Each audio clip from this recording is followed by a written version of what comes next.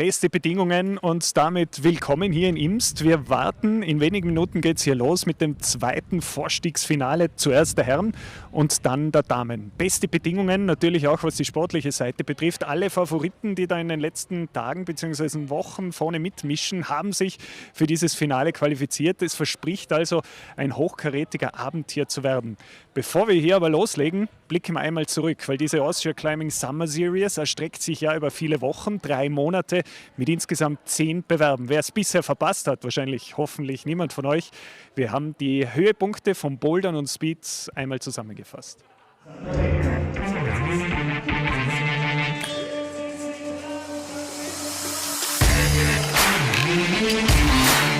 Hi.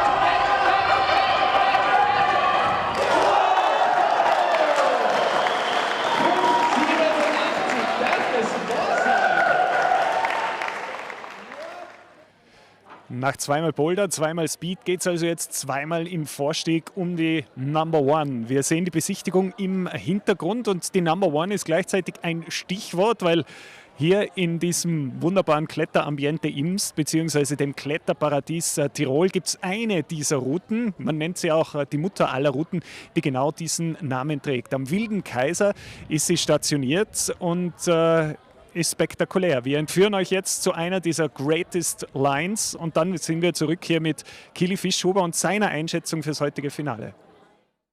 Das Ganze hat im Prinzip in der Boulderhalle begonnen. It all started with climbing indoors.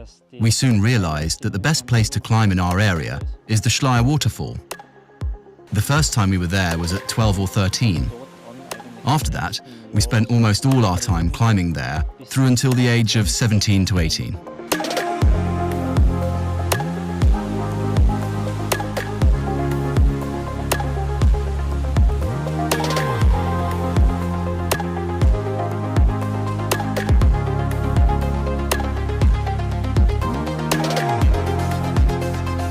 Die Kletterroute Number One is the first climbing route created in the Schleier waterfall.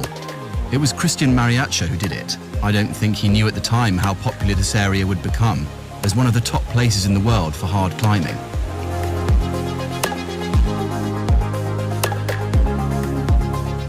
Markus war mein kleiner Bruder. Markus was my little brother.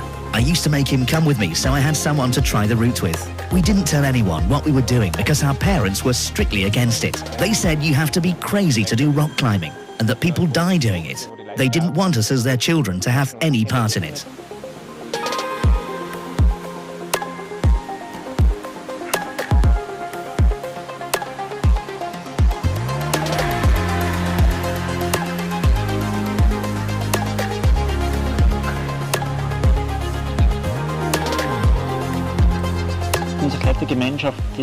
Our climbing crew was made up of Guido Unterwurtsacher, Matthias Scheistel, Tony Mosshammer, my brother and me.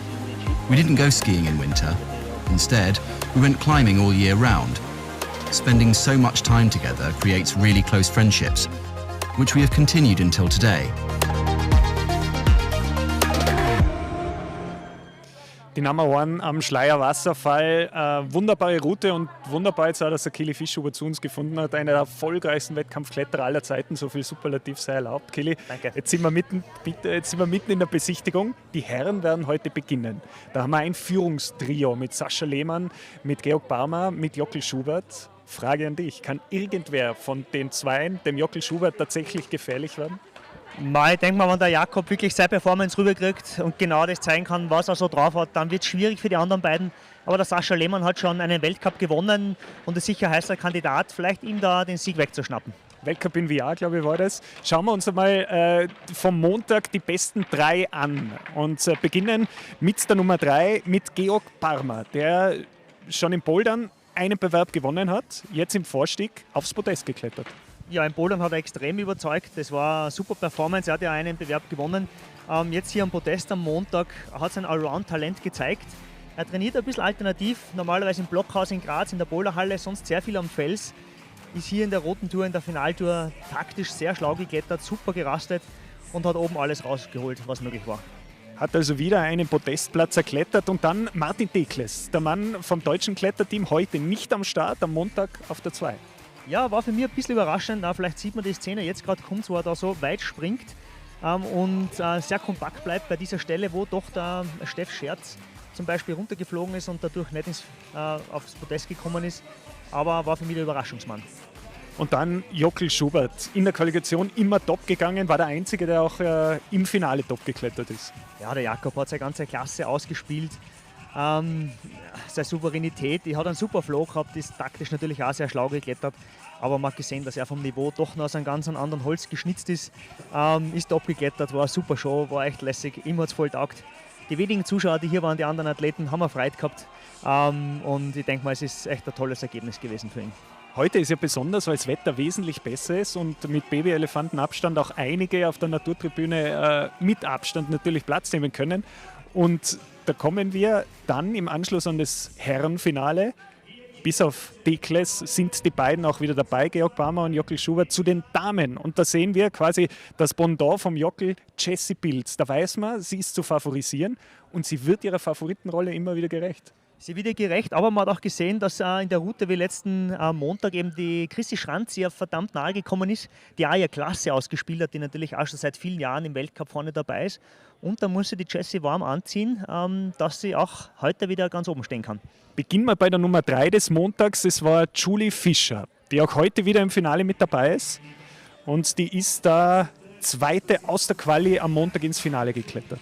Ja, die Julie ist locker geklettert an den Stellen, wo man riskieren muss, hat sie riskiert, also auch taktisch sehr gut. Beim ersten Boulderbewerb ist sie schlecht gelaufen, beim zweiten war sie sehr befreit. Und hier ist es mir auch so vorgekommen, sie ist in dem Element, sie kann jetzt zeigen, was sie drauf hat, war locker, lässig und hat echt einiges rausgeholt. Interessant, nämlich alle 6 Ladies, die am Montag im Finale sind auch heute wieder mit dabei, wie auch sie, Chrissy Shrans. Ja, die Chrissy ist seit vielen Jahren vorne dabei, in Österreich sowieso immer am Top, immer Podestplätze dabei. Und dieses Mal ist so gut, dass sie gleich weit geklettert ist im Finale wie die Jessie Pilz. Es hat sich entschieden aufgrund der Vorrunde. Man sieht dadurch, wie nahe diese Damen beisammen sind, wie eng es da an der Spitze ist. Und ich bin gespannt, was sie die Rückensetzer einfallen haben lassen, damit sie sich heute vielleicht ein bisschen besser trennen. Es hat sich in der Qualifikation schon gezeigt, Jessie Pilz ist da heute etwas besser herausgestartet mit 2 Tops und am Montag, du hast gesagt, gleich weit wie die Chrissy gekommen, aber eben gewonnen. Ja, also ich denke mal, vielleicht ist es an der Route gelegen, dass die Jessie noch nicht alles zeigen hat können, was sie drauf hat. Sie hat sich eher ein bisschen geärgert. Sie hat gesagt, sie hat nicht ganz kämpfen können. Sie ist nicht ganz in diesen Punkt reingettern, hat sie nicht können. Ich wünsche ihr, dass sie einfach für sie eine tolle Finalroute kommt, so wie für die anderen natürlich auch. Aber ich glaube, dass sie schon nochmal vom Niveau ein bisschen besser als die anderen ist und ich hoffe, dass sie das heute auch präsentieren kann. Was hast du Ihnen in der Schlussbesprechung als Nationalteamtrainer mitgegeben? Ich habe gesagt, sie sollen sich wirklich auf die Route konzentrieren, auf sich selbst, sollen ihr Ding rüberbringen, taktisch auch schlau klettern. Und ich denke mal, sie haben die Routine auch nach dem Montag, dass sie wirklich ihr Bestes geben können. Und eine hat heute ihre Karriere beendet, Kathi Posh. Nach vielen Jahren ist sie abgetreten. Es war programmiert, aber weniger programmiert war ihre großartige Leistung heute noch. Wäre fast im Finale mit dabei gewesen und es war ein sehr, sehr tränenreicher, emotionsreicher Abschied. Nämlich genau da, wo es begonnen hat, in Imst, ist ihre Karriere zu Ende gegangen. Kurzer Einblick in ihre Gedankenwelt.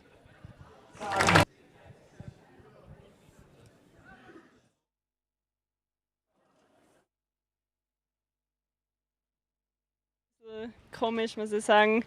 Es ist jetzt echt von einem auf den anderen Moment irgendwie vorbei. Ein Lebensabschnitt, der mich jetzt echt lang begleitet hat. Aber andererseits fühlt es sich auch gut an und ja, ich freue mich jetzt auf alles, was kommt.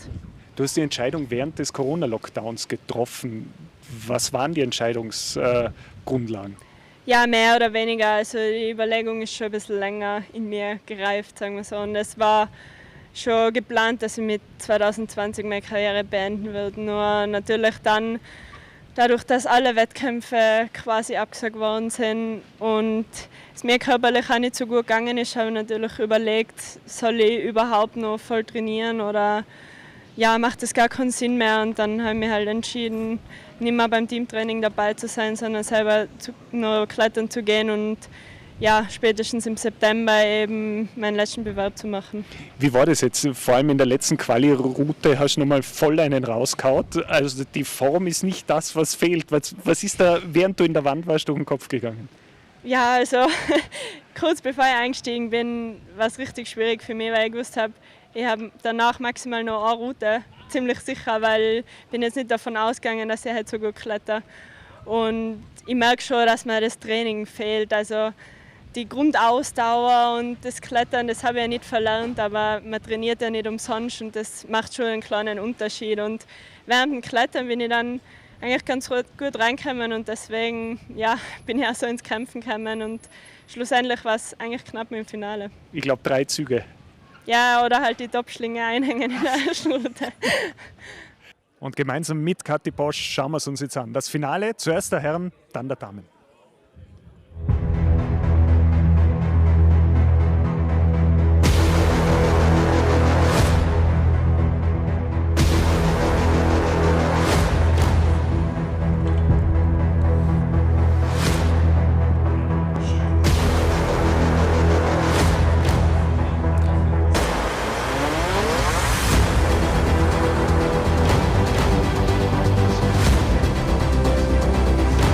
Give it 5 seconds after the graphic because our mics were a bit slow coming in last time.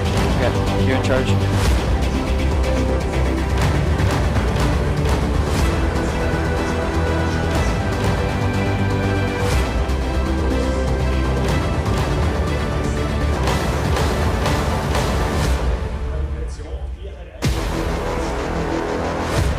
Das Ganze natürlich weltweit live auf dem YouTube-Kanal.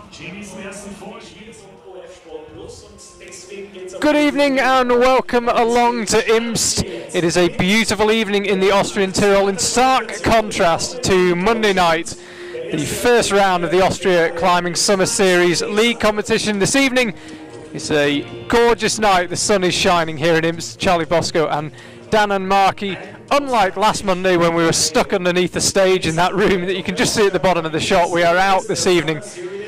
And conditions excellent for climbing and spectating. And Dan, we should be in for quite a treat here. Strong finals on both the men's and women's side. Oh, most certainly. And we already have Max out and away. Max is a really talented all-rounder athlete. And I like to see how he did that first move. I watched the route setters show off the first move. It was a dynamic start to the first 2 holds. Max didn't need it. He just pressed off the last fall and went. Yeah, a name that might not have been known to many people before the boulder part of the Summer Series, which took place in July, but Max performed incredibly strongly there in Innsbruck, and he's followed that up with strong performance here in Imst. 52 moves on today's men's route. As ever, the climbers have 6 minutes in which to do it. And Max just about to hit the first of the angle changes. Bit of a tricky sequence actually coming up for Max. He's immediately left of the quick draw that he's got clipped. There's a big volume, and kind of has to undercling that and then roll over with the right hand, cross through with the left, and then a bit of a dynamic move outright once he's clipped the next quick draw. So far, not looking like any trouble. I've heard this crimp is really small though. Let's see how he takes the jump. No jump. We've been lied to by the setters. They were telling us his feet would cut loose. High drama was promised. Clearly not. Yeah, you can't win them all. Someone's got a bit of strength in their arms, didn't need to jump. IFSC setter Flo Monig is the chief setter for this competition. It's good to see Flo again. Obviously, we haven't had a lead World Cup, or a World Cup of any description actually so far this season, for obvious reasons, but good to see Flo again. And yeah, it looks like he's put on a show, particularly on the women's side. There's a mere 48 moves on that one, which, if you know anything about Imst, you'll know that the wall is notoriously long. So in order to get from the bottom to the top with only 48 handholds, it promises to be something quite spectacular. But in the meantime, Max, as you said, seemingly pretty untroubled so far. Yeah, it's supposed to be quite a burly section now, but he seems quite relaxed. Really quite comfortable with that really high right heel hook. Look at the angle it's at, but going ahead. Give it a good hug, and he's up. Really powerful climber, as we saw in the boulder. Suddenly we had a bit of a puff of the cheeks, and suddenly Max looks like he's not quite sure how to proceed. No, he's fighting. He's definitely fighting. Absolutely on the limit here. Max Klezettel slapping up with the left hand. Needs to try and recover if at all possible, but that right arm is giving him so much trouble because he was in such a powerful position. Must feel nice just to get the arms straight again. Going up left, Max really fighting here again with the right. Needs to get the clip done before too long and then commit into the roof section. Here he goes! Oh. And he comes up short, just heading for the roof. There's no doubt when the fatigue really seemed to kick in. He got stuck with his right hand right in front of his chest. In a really powerful position. He never quite seem to get it back. That was an absolute fight. For about 5-6 moves there, he was really trying hard. But he got through it, and it was amazing to see. But unfortunately, he was just out of steam by the time he got to the roof. See him eyeing up that quick draw. That quick draw proved very difficult to clip, even for the women's final on Monday. And I'm sure it's just as hard right now. So always a psychological difficulty in climbing. Quick draws are not easy to do, and they can really put you off. You can see there 32 plus for Max. If you're used to watching lead climbing, it is simply a competition for who can get the highest on the wall. All the handholds are numbered on a map given to the judges, and you just have to get to the highest handhold you can. So Max got to 32, and the plus comes because he moved forwards off it, albeit he didn't make it to number 33. Just to let you know, Max and Dimitry Vogt, who is currently about to start climbing from Switzerland, hard to miss the haircut. Him and Max were tied in the qualifying round. There's been no semi-final in this competition, it's just a qualifying round and then this final. So if it comes down to a podium position between those two, if those two are tied in the final as well, if it comes for a podium position, it will come down to time. Max fell off, I believe, with 2:45 left on the clock. Quite a bit of time for nearly at the top of the wall. Yeah, I mean, Imst had this reputation that it was incredibly long, and it is, but it was felt that it couldn't work with the 6-minute lead format, but time was not really much of a problem on Monday night when we were here, and so far, it doesn't seem to be a problem here either. Super surprising to see, but just goes to show a job well done from the setters, and also shows how the climbers are really treating the sport differently now and know they need the pace. They can't stay and rest forever. They need to go, and that's part of the sport now. standing up into that undercut. Never really that fun, but you got to do it. Need some strong back muscles to hold that position. Yeah, and this is a sequence coming up. I mentioned it with Max, where the setters thought there might be a little bit more drama, but Max absolutely cruised through it. He's such a powerful climber. Let's see how Dimitry tackles it.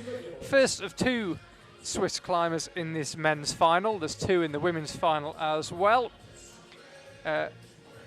2 Swiss, 3 Germans, and 3 Austrians in this evening's men's final. After Dimitry, we've got Georg Palmer, winner of part 2 of the Austria Climbing Summer Series Boulder Rounds. Then Christoph Hancer, Philip Martin, Matthias Posh, Sasha Lehmann, and then Jakob Schubert, who won here on Monday night. So that's the final coming up. And then immediately following that, we will have the women. You can see Dimitry again, not cutting loose. Also going for that high left foot, but making it work. Now he's jumped, but didn't look that difficult for him.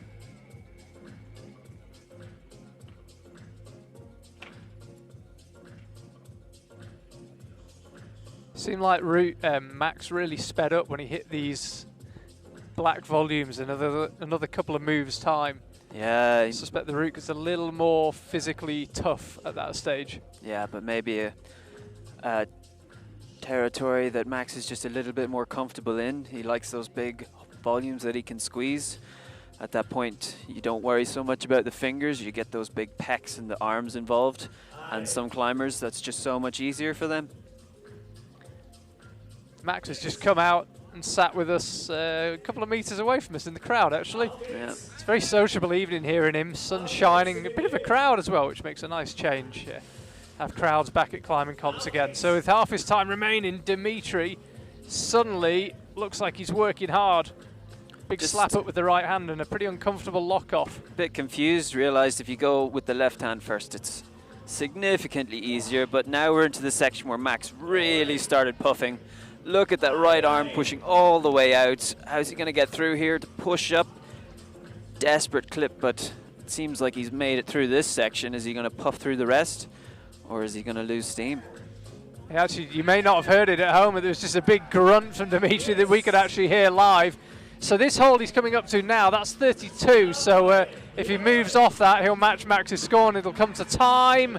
And he does match Max's score. I think it will come down to time. Now, by my maths, Max is slightly quicker. So if there is a podium spot up for grabs, it will be Max who takes it ahead of Dimitry. Same score, I think, although we should let the judges do their job. But I think that'll be a 32 plus as well. Did he get a draw to the face here? No, just the shoulder. Again, pretty good position, just out of steam. That left hand hit the hold, but he didn't have the contact strength left to clamp down, activate the arms and hold the swing. And it is the same score, and it is Max who goes ahead. See there, it was more like 2:55 left when he fell. My apologies. Either way, he was quicker, so he's ahead on that alone. Here's Georg Palmer. He's having an absolutely brilliant summer series, the Austrian. First of 3 Austrians in the final, as I mentioned. So far, only Georg and Jakob Schubert have won boulder or lead competitions in this Austria summer series. Jakob won a boulder one and the first lead one, and Georg won the other boulder one. But as I say, by any measure, it's been a pretty good summer for Georg Palmer. And the grass just beginning to fill up behind us here in Imst. There's a few people watching. It's almost like normality. Everyone's socially distanced, of course, though. No, there's a couple up there. They're definitely not socially distanced. Go yell at them. A couple of young lovebirds. Oh, goodness. I hope they're wearing masks. Didn't look like it. Oh, now Georg's a bit confused with his feet here. He'll be fine, though. It's still very early. Lots of room to recover. But I hope he's still in the right mindset for the rest of the route. Goodness, he's tall. Look at that. That's a very far away clip. See where his left foot was? All the way.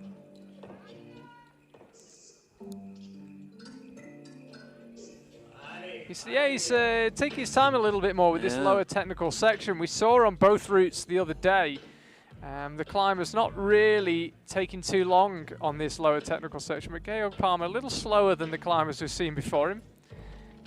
Nobody for the rest of this men's final, by the way, or indeed in the women's final, is tied, so there's no more it coming down to time. Everyone else could be separated from here on out by count back to the qualifying round should it be required. So the fact that Georg Palmer's going a little slower doesn't matter at all.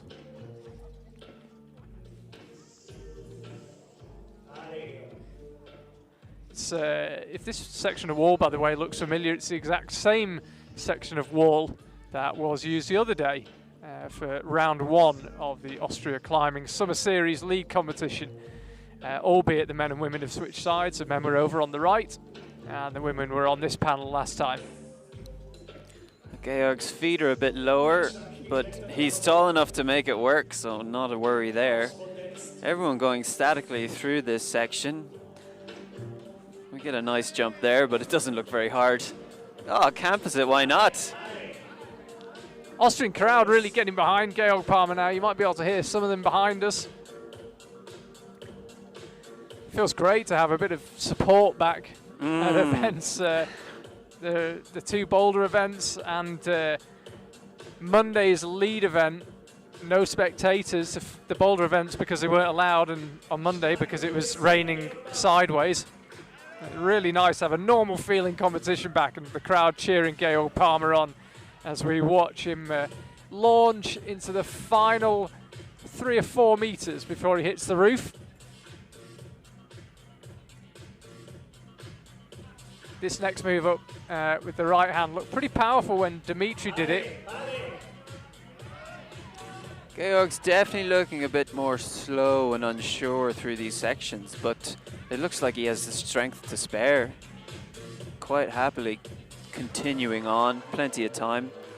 He probably knows he's not got too much to worry about. He just needs to start trying really hard. This shoulder move looks so powerful. You get yourself in such an awkward position. I think being a bit taller than Max Kleisattel, he's actually able to make it slightly more comfortable. Didn't look like he got quite as bunched up. Yeah. Let's see how he manages. This is where the last athletes have all fallen off. Looking a little bit more relaxed. Let's see if he can keep his feet on. Yeah, and he's the first climber to stick that move up to hole 33, so it's a new high point already from Georg Palmer, and he doesn't look too concerned by anything right now. Each hold he grabs here just takes him a little bit further away from his competitors as it stands. 5 climbers still to go, but he's looking tired all of a sudden. He needs to pull around the top of this roof. Also needs to think about that quick draw out left. Remember, you've got to quick clip every quick draw. You can't just choose to skip one out. You've got to clip them all in sequence. So Georg Palmer forced to stop in a position he probably wouldn't have chosen. Here he is trying to get a bit of chalk on board and also just get a tiny bit back in the forearms as he leaves the steepest part of the wall. And this is another powerful move coming up here. There's a big pinch on the top of this big black volume. The left hand's out, the crowd are coming alive. And Georg Palmer gets another clip done. He's only got one more and then it's the top. So he pulls onto the head wall. Just readjusting with the left hand, the right elbow really out now. And he falls going up to, by my maths, hold 45. I think that'll be a 44 plus for Georg Palmer. Really, really strong performance, and he seemed to measure his speed perfectly. That was very, very impressive. I had him for falling off probably 3 times there. The elbow's flaring out, but he managed to still latch the next hold and recover slightly to go again. But look at that right elbow before he goes for that next move. It's all the way out there. He seems uncomfortable with his feet. His left foot's dragging him under the wall, and it's going to be a really tough time trying to stick that next hold. That right hip, you'd lean all the way across, but when you're at this stage, you're so pumped. And you don't just get pumped in your forearms, your brain, low on oxygen, you forget all your technique. It's so hard to stay on the wall. So you can see it there, 44 plus, 12 moves further on than anyone else. Really had his pace sorted. And that is the scene here in Imst, looking into the mountains of the Tirol. Geography gets a little bit shaky when you get this far from Innsbruck. I think they could be the peaks of the Ötztal. that lovely pink light that you get at this time of night on an alpine evening. Christoph Hancer now back in action for the second time in the space of 4 days here in Imst. Did you see him jump through those moves? His foot was straight up by his hand. It was really quite cool to see. Yeah, very different build from Georg Palmer, so I expect he's going to do the moves pretty differently. Yeah, being a bit shorter, you've got to manage your feet completely differently.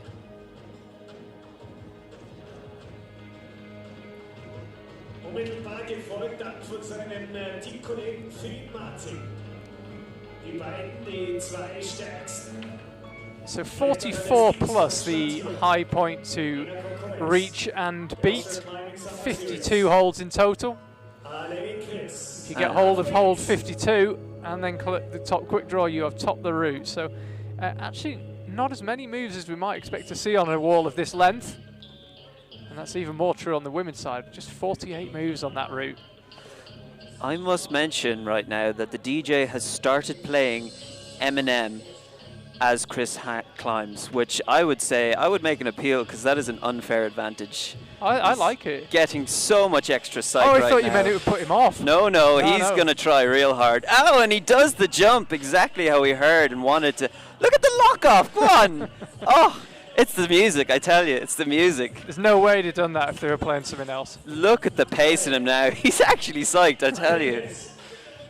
Off he goes.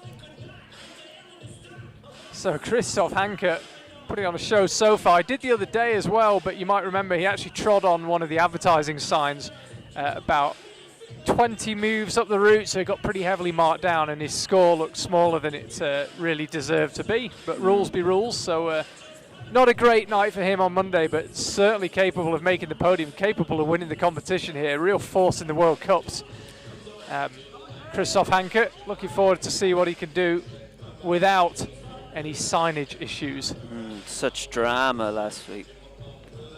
Hopefully no more drama, or maybe a little bit of drama. Everyone loves some drama, but maybe no sign-related or spinning hole drama.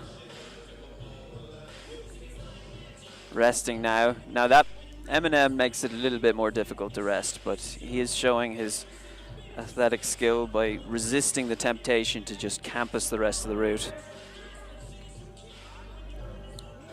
He's coming up into this really awkward shoulder move. Now Max Kleesattel, who also is one of the shorter climbers, looked like he got really stuck with his torso too close to that right hand. Christoph Hancer's managed it slightly better, I think. Never quite got into such an awkward closed up position. 3 minutes left now for Christoph Hancer. Lock there.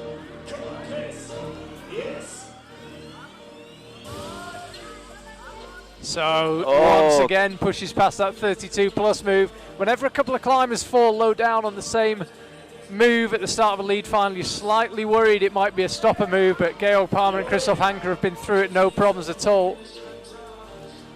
Chris having quite a tough time with that clip. He really pulled hard on that left arm and held the lock off, which is a lot of energy you would rather be saving.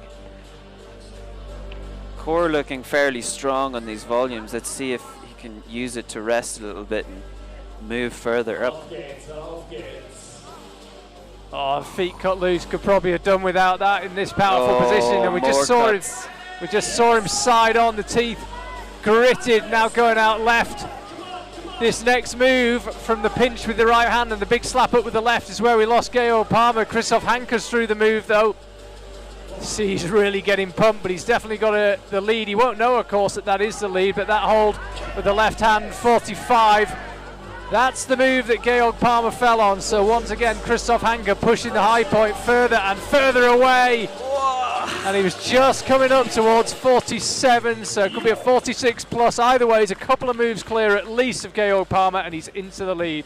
Strong performance from Christoph Hancer. There was the feet cut loose at the roof, but not much else you could pick out of that.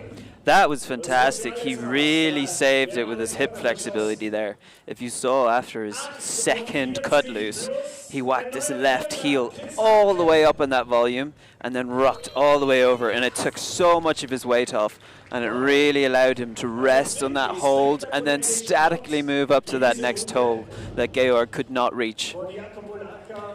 unfortunately, after this, he went straight into the undercut. We have been informed that there is a different right hand hold to grab first, take the left hand hold, and then come into the undercut while you're above it. Yeah, it's ever so slightly confusing. You can see he's got a 48 plus there, Christoph Hancer. He actually went to 48 ahead of 47, so he kind of did the move, like you say, differently to how it was designed.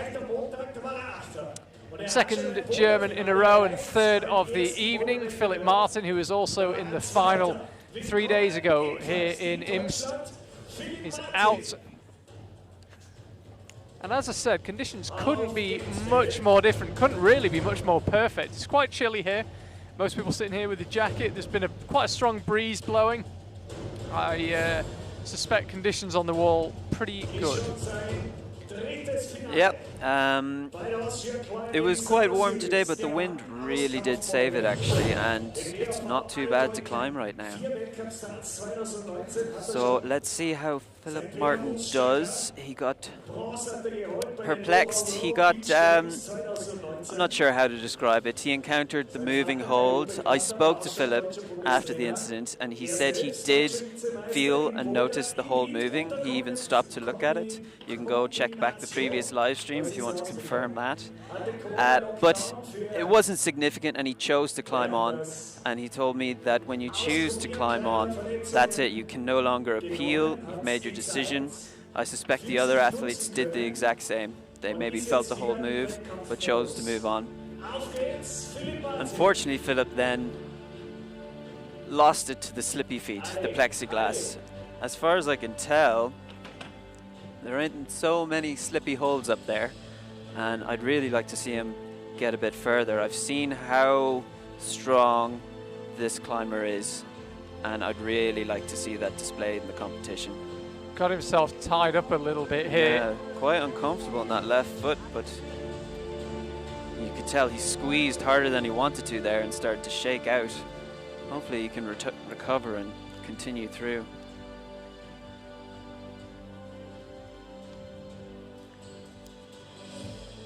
He's looking a little more concerned by this move than some of the other climbers have. Most of the climbers just gone straight through it. Yeah, I'd say it's the lack of M&M. He's got some dance music. We had what can only be described as funeral music on Monday. I have to say it kind of suited the weather, even if it didn't suit the action. But things a little more upbeat today.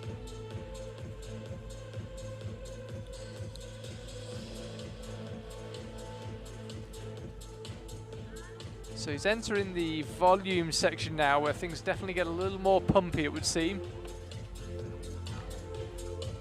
To give you some idea of the scale of this wall here in Imst, he's currently on hold number 23 out of a total of 52.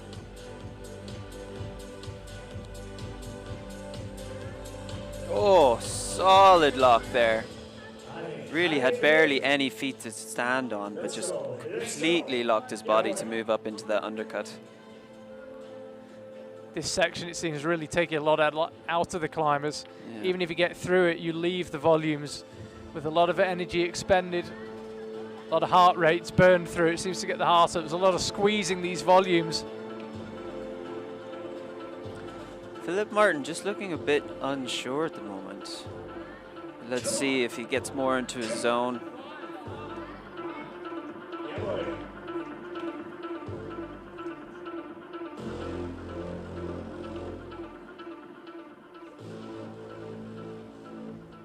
He's just trying to shake out and get something back. I don't think it's particularly good, that right hand hold. He's managing to get something back though, and also resting with the left hand on that pinch. And now he's fighting up towards the roof. He's about to grab hold number 32 from where we lost Max Kleersattel and Georg Palmer. And again, third climber in a row to go straight through that move to 33, so it isn't a stopper move at all. 2:15 left on the clock. He's got time to progress further, but has he got the technique? Has he got the energy? Whoa! Elbows really coming out now. You can see that right arm sticking out. Arms clearly getting pretty pumped. Just trying to take a little shake out at every opportunity. Also got a quick draw to think about. It's over by his left hip. You might not be able to see it from that angle. You can see him reaching across to try and get it done. That's not what you want when you're absolutely boxed. The feet come off now. Gets them back on, but the power just keeps on coming. That left leg, excuse me, just shaking a little bit. And we lose him just entering the head wall, Philippe Martin. Again, such an amazing fight there. If you look at some of the holds he grabbed, he barely caught them and just refused to fall. Let's have another look at this. Just when he tried to pull over the roof, you could see energy was running a bit low. He's really trying to keep that heel hook in place. Yeah, that heel was not staying in place. And the volume you can see his left hand on right now, when his right hand was there, I was certain he was off. He barely caught it with the edge of his fingers, elbow all the way right out. Really impressive that he managed to save that. But here, that right hip, it's so closed. It doesn't want to open and lift his weight. There's probably a better technique to use right there, but when you're so boxed, so tired, you just put your feet anywhere and hope it does something. You can see then moves into third place. 48 plus from Christoph Hancer, still the high point. It was actually the 47th handhold he grabbed, but it is officially hold 48. Matthias Posh is the latest climber out, 21-year-old Austrian, springing up that lower section. Looking forward to seeing him climb again. Another climber is in Monday's final. Interestingly enough, on the women's side, it's the exact same 8 as it was on Monday. But Matthias Posh was in the final on Monday, as was Sasha Lehmann, who will be out after him, and as was Jakob Schubert, who won the competition on Monday, and he will be the last climber out on this men's route, which so far has been excellent. Only 2 climbers with the same score, and thrills and spills, and everyone falling at different times and in different ways. Exactly what we want to see. Gone really well, and I can't really understate that fantastic save by Christoph with this outrageous left heel. Like, you don't see that often in climbing, but he just executed it perfectly. So what can Matthias Posh do?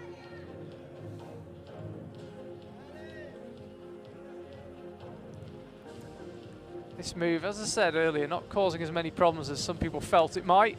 And Philippe Martin also returns to the crowd just near us. I was about to say we'll try and catch his eye and see if we can get him to have a word on the live stream. I think climbers make a pretty conscious point of not catching my eye when they finish their attempt for that reason. Very comfortable through these moves.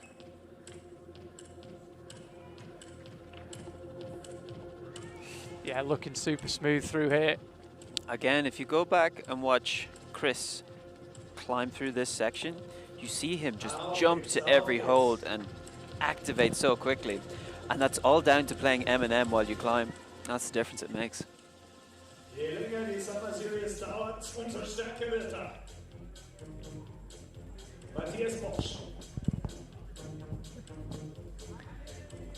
Second of 3 Austrians in this final, only Jakob Schubert still to come.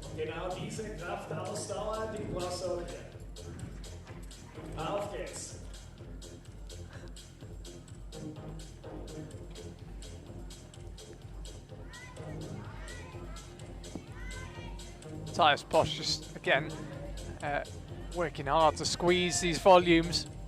Might not be the most glamorous part of climbing, might not be the triple dyno or the windmill and turning to face the crowd, but it's often where the route is won and lost on these sections. Can you get through them efficiently? Fighting through volumes, sometimes you just got to rub your face in them. It can be really unpleasant, I tell you. Especially if 7 other people have just rubbed their face in it as well. Yeah, health and safety would be going crazy. Hygiene issue. Here he goes, up towards 33. Again, quite an unpleasant lock on that left arm. Everyone always does it when they clip, they just pull up. Sometimes you need to, sometimes you don't, but when you're clipping, you freak out and you do it. Looking really strong here, Matthias Posh. No doubt he's working hard. Whenever we catch a glimpse of his face, you can see the effort written all over it, but seems to have read things pretty well here. We haven't had many big slaps, any desperate lunges. Everything seemed pretty measured. There's no getting around the fact that the moves get really hard here as he pulls onto the roof. Oh, snatched that left hand. That wasn't looking good. And again. Right, here he goes, setting himself up. You can see Christoph Hancer's current high point beckoning above, but he cannot get there. Matthias Posh falls as he gets his way onto the head wall. We'll have to see exactly where the judges feel he got to. But won't be enough for the lead. That means Christoph Hancer, who's currently sitting in first place with 2 climbers still to come, is guaranteed a place on the podium. He'll be taking home some silverware. Let's have another look. Yeah, he's going up for 45, so I think there'll be another 44 plus. Yes, it is. Same score as Georg Palmer. Matthias Posh, so he moves into second place on count back to the semi-final. Made such a good effort in those last 2 holds, snatching. If you saw after he clipped, he really just lurched to it, and he was about to go on that clip. And then through here, again, just totally pumped, and unfortunately doesn't have the immaculate technique that Christoph displayed. Putting that heel just all the way up there, take everything in. All right, let's go static. So a really good burn from Matthias Posh, and as I say, 44 plus, and he moves ahead of Georg Palmer on count back to his qualifying performance. Christoph Hancer still leading the way with that 48. World Cup winners all from here on out. Sasha Lehmann, over a year on from his World Cup win, his maiden World Cup win, and as it stands, his only World Cup win in his home country of Switzerland, in the town of Villars. Sadly didn't make it to Villars this year. Hopefully we'll get back there next year, but either way, we do get to watch Sasha Lehmann in action. Also picked up some silverware in the boulder part of the Austria Climbing Summer Series. Checks with the B-layer, and he is on his way. Remember, the climbers have had a 6-minute observation period to look at the route. They look at it en masse. I actually saw Sasha Lehmann and Jakob Schubert walking off the stage and comparing notes after observation, and each climber also gets 40 seconds to look at the route before they have to start climbing. That's what Sasha was doing before he got underway.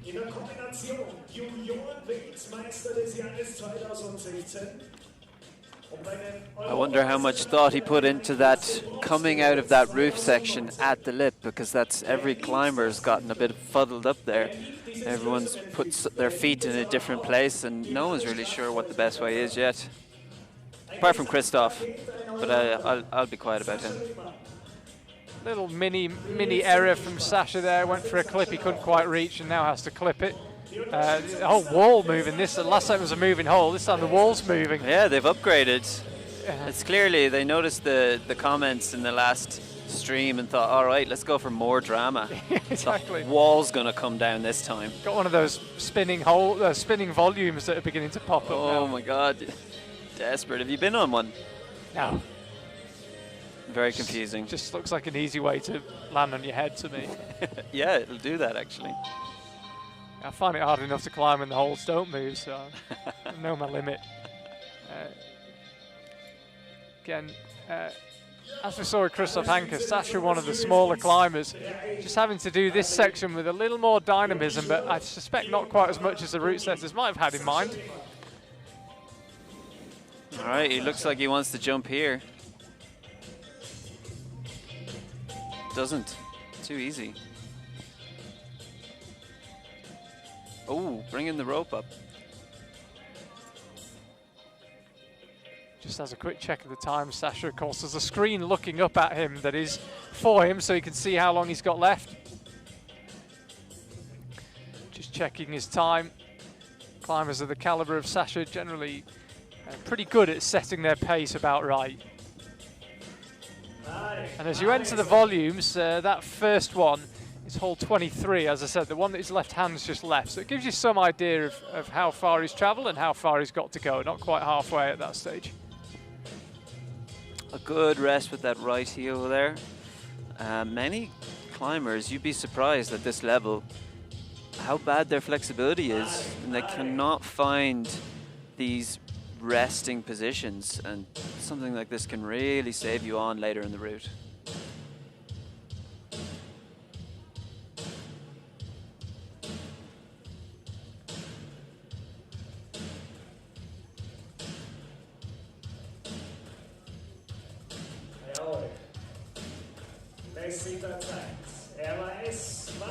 Sasha getting ready. Sasha displaying something that you'll see quite commonly amongst a lot of these top level climbers right now, and that is a great tan.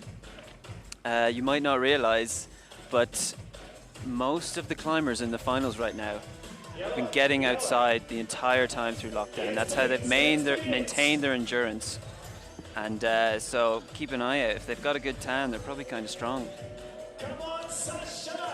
Whoa! Oh, no! Sasha Lehmann, like he did last time on Monday evening, makes a mistake and falls far lower than he feels he should have done.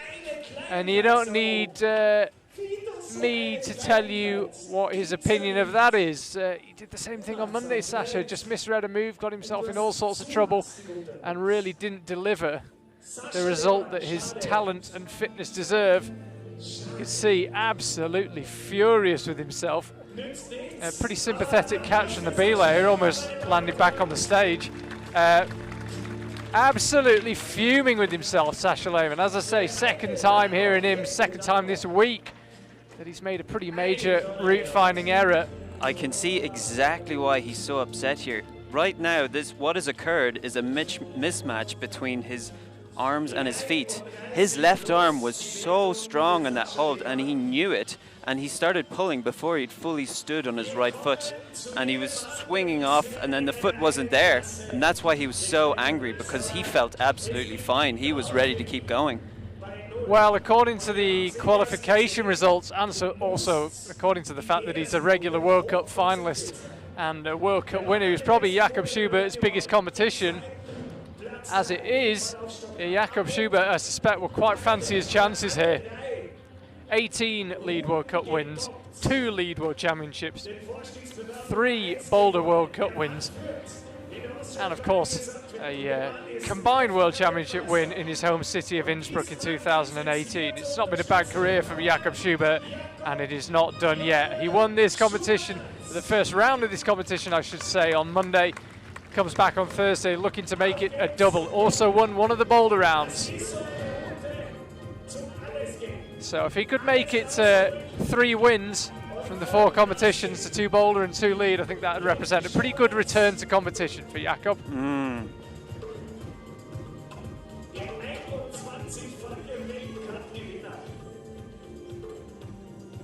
Slow and steady through this section.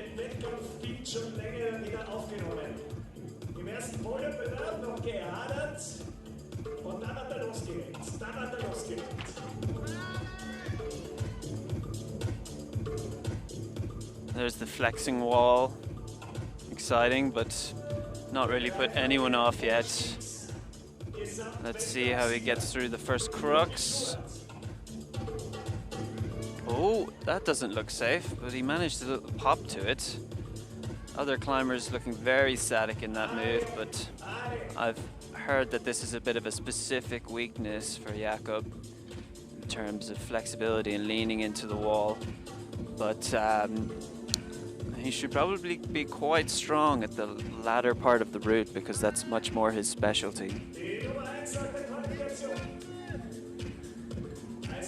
Yeah, there really isn't much that isn't Jakob's speciality. Absolutely extraordinary climber, one of the real favourites for an Olympic medal, maybe a gold one whenever we finally get to Japan. Of course, we should actually be in the middle of the climbing part of the Olympics. Should have started a couple of days ago. I think if memory serves me right, it should be the men's final today, the 6th of August. Wow, madness.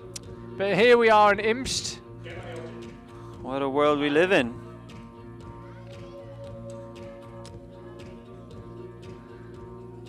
High heel hooks, not quite Jakob's speciality. I highly doubt that he will do the same immaculate heel hook that Christoph did, but He'll probably find another way around it if he gets that far up the route.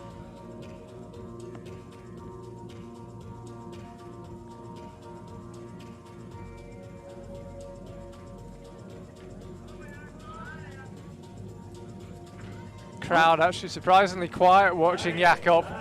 It's tension. There is tension. He's, as I say, looking to make it 3 wins out of 4 in the televised parts of this Austria Climbing Summer Series. 3 firsts and a second would be a good return, but he's got an awful lot of work to do if he wants to make it another win here in Imst. He's just stalled out ever so slightly. As I say, crowd not quite sure what to make of this. DJ stopping, maybe. He's stopping it. It's going to put Eminem back on.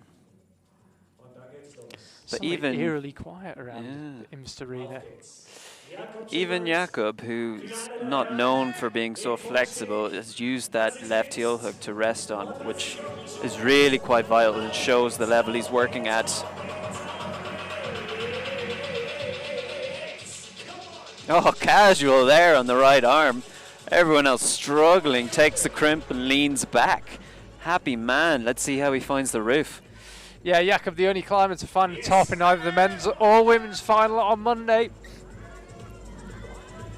Here he is at the move that caused a few problems earlier on, and he had to grit his teeth, but that was about the only problems it caused Jakob, as he now hits the very steepest section of the wall. Doesn't quite get horizontal, but it's not far off. You see his left arm there as he clipped, he kept it straight, and that saved so much energy.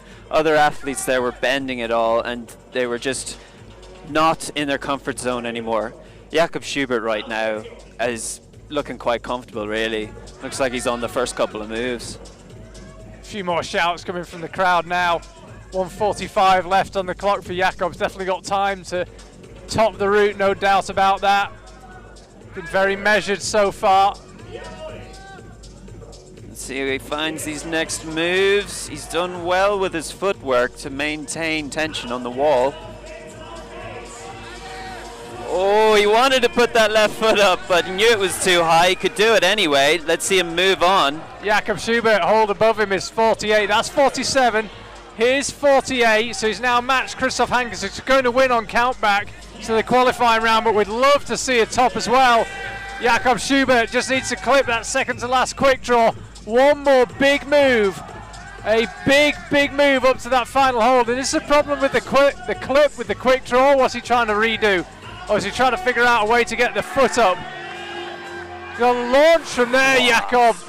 Goes up with the left hand, can't quite make it stick, but he's done enough to win. 2 wins in the space of a week for Jakob, and a win in the boulder earlier on this summer. He is looking in form. It is ever thus. Jakob Schubert adds to his silverware collection, and it's the colour he likes as well. Another win in front of the home crowd. Good round of applause from those sitting on the grassy bank here in Imst. And Jakob asked for a bit of encouragement. Yeah, they can't work miracles. There's only about 100 of them, but nice to have a crowd back in any form, and nice to see Jakob Schubert back on absolutely top form. This is ominous stuff for his rivals in the World Cups and potentially the Olympics.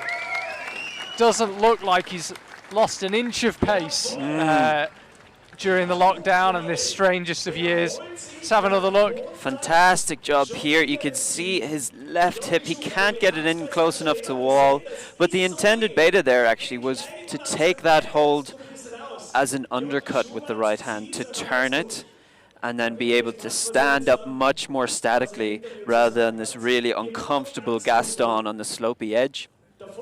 Obviously that didn't come to his mind. He was nearly strong enough to just pull through anyway, squeeze that bad slopey Gaston and grab the next, but it wasn't quite enough. Right, well, for the German speakers out there, get ready to hear from Austrian climbing legend Kilian Fischhuber, who's down the front of the stage. We'll have a couple of interviews as well as an awards ceremony, and as I say, up first, we'll be hearing from Kilian Fischhuber. Mere 22 World Cup wins to his name, 21 World Cup wins to his name. I'll check that. Either way. Good few. Yeah. Is how he'd say it back home. A good few. He's done well. Climber. Kilian Fischhuber, auch mit Spannung, denke ich, haben Sie dieses Finale und die Leistung, die Performance von Jakob Schubert beobachtet und verfolgt. Was hat der heute wieder mehr gemacht, besser gemacht als die Konkurrenten? Na, er hat einfach gezeigt, dass er physisch extrem fit ist. Und selbst bei ihm hat es oben dann noch knapp ausgesehen. Er hat von einer schlechten Position, sage ich mal, die letzte Schlinge geklippt. Das hat ihm viel Kraft gekostet. Man kann vielleicht auch von Glück sprechen, dass den Sasha Lehmann unten ein bisschen unglücklicherweise früh rausgeschmissen hat. Aber zu den anderen beiden, die am Podest sind, war doch noch ein guter Abstand. Also er hat, glaube ich, einfach seine Klasse wieder voll ausspielen können. Aber wenn Sie den Sascha Lehmann ansprechen, dem man ja das zutraut, dass er auch sich matchen kann mit dem Jakob, macht das auch eben den Unterschied aus, dieser Routine, die Erfahrung, die Sicherheit, das Vertrauen, das er vielleicht schon in sich selbst hat? Ja, ich meine, der Jakob hat auch schon einige Schnitze hinter sich. Aber ja, es ist schon die Klasse von ihm, dass er halt in 99,9% aller Fälle, aller Starts halt immer die Leistung bringt, einfach alles abrufen kann, im Finale einfach immer topfit ist und das zeichnet einfach den Profi Jakob Schubert aus. War es der entscheidende Moment, dieser Kraftverlust, dass er dann vielleicht nicht ganz diesmal bis zum Top hinaufgekommen ist, glauben Sie? Ja, also wir haben hinten zugeschaut und haben gesagt, ja, wir verwetten unseren Hut, dass der das sicher top steigt. Und dann ist es doch nicht top geklettert. Also ich glaube, es ist doch um einiges schwerer, als es von unten vielleicht aussieht oder einzuschätzen ist. Aber ich glaube, der kleine Fehler, dass er etwas spät geklippt hat, hat ihn die nötige Reserve gekostet, dass er eben nicht ganz raufgekommen ist. Ein Wort noch zu Matthias Posh oder eine Einschätzung. Wie sehr freut sich das, dass er aufs Podest klettert? Ja, es freut mich total, weil am Montag hat er noch einen kleinen Fehler gehabt, ist dann echt früh rausgeflogen, hat nicht alles zeigen können. Jetzt hat er einen super Fight gehabt. Er ist sehr weit oben gewesen. Es sind auch andere Top-Leute eben viel früher geflogen. Das zeigt, was seine Leistung wert ist. Und es freut mich narrisch, dass dem heute so gut aufgegangen ist. Danke, Kilian. Bitte.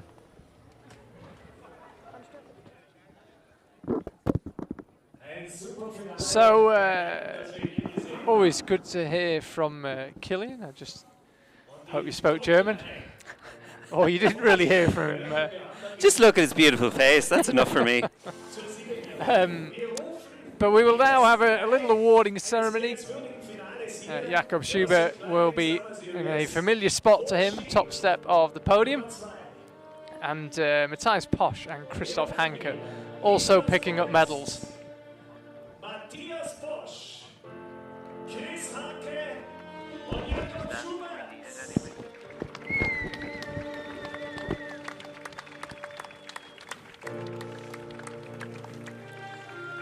Platz 3 bei der Austrian Climbing Summer Series und wird immer besser, So 2 Austrians and a German making up the podium this time. There's a good spread of the 3 nationalities here this time.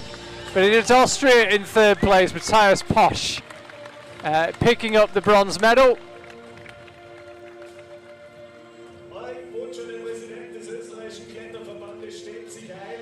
And remember, no handshakes, no hugs.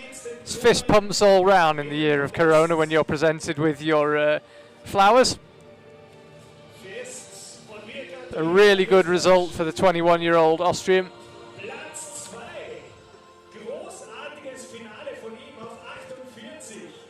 Christoph Hancer just having to wait a little while before he makes his way onto the podium, and there it is. 2nd place for him. Looked like it might be 1st for a while, but anytime Jakob Schubert's still to come, you're always nervous.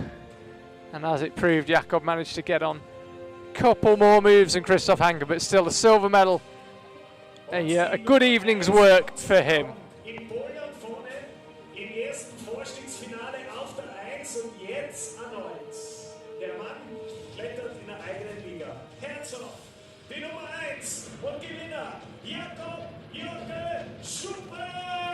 The venue MC just said he climbs in a league of his own. I can't put it much better. Head and shoulders above the competition on the podium and also on both routes here and on Monday night. Jakobs looks super strong. Lockdown doesn't seem to affect him. Coronavirus hasn't slowed him down. Same old Jakob, top of the podium. 2 boulder events in this Austria Climbing Summer Series. He won one and was 2nd in the other. 2 lead events, he's won them both. 23rd to the 26th of September, we've got the combined event. Would you bet against him? So the men head off stage. And there is a confirmation. No top for us. Would have been nice to see 1 top, but we got within a couple of moves. And it was Jakob Schubert who got the highest. Christoph Hancer in 2nd and Matthias Posh in 3rd place. Scored the same as Georg Palmer, but his qualifying ranking of 3rd moves him up onto the final podium. Philip Martin, who put on a good show, but sadly for him only made it to 41 plus, ends up 5th. And then Sasha Lehmann, big route reading mistake in the roof, ends up in 6th place, and probably the most annoyed looking climber in the arena right now. Sasha's problem there was he was literally too strong. His left arm was too happy and the rest of his body wasn't keeping up. Also wir freuen uns über 2 Podestplätze für Österreich hier bei dieser Austria Summer Series. Bei diesem Wettkampf im Hintergrund wird gerade der Jakob Schubert interviewt für die Zuschauer, die heute doch hierher gekommen sind. Aber wir freuen uns für den Matthias Posh heute am Podest. Letztes Mal schon im Finale dabei gewesen. Wie groß ist die Freude, dass sich das heute ausgegangen ist, noch weiter nach vorzukommen? Ja, letztes Mal war die Qualifikation auch schon ganz okay. Da bin ich dann als Achter ins Finale und habe dann meine Platzierung nochmal verbessern können. Im Finale habe ich dann leider einen kleinen Fehler gemacht und das Mal habe ich es dann doch besser gemacht und freue mich jetzt auf den 3. Platz. Die Konkurrenz aus Deutschland und der Schweiz ist da, die wollten auch weit vorne dabei sein. Sasha Lehmann hat es 2-mal versucht, es ist nicht geglückt. Wie zufrieden macht sie das? Jetzt geht es ja weiter zum Weltcup nach Briançon, so eine gute Leistung hier abrufen zu können. Das Niveau ist natürlich sehr hoch. Der Sasha Lehmann hat schon einen Weltcup gewonnen und da ist man natürlich noch umso mehr motiviert für einen Weltcup in Briançon. Die Wand in Imst liegt Ihnen. Wie sind Sie da hineingegangen in den Wettkampf? Ich bin in Imst geboren und aufgewachsen und habe da immer schon geklettert und wohne jetzt seit 2 Jahren in Innsbruck. Und von dem her kenne ich die Wand sehr gut, habe da sehr viele gute Jugendwettkämpfe gehabt, wie die Jugend-EM 2018, war ich Zweiter. Von dem her freut es mich immer wieder zurückzukommen. Der Jakob ist natürlich der das Ganze dominiert. Wie sehen Sie seine Leistung? War der noch eine Klasse besser?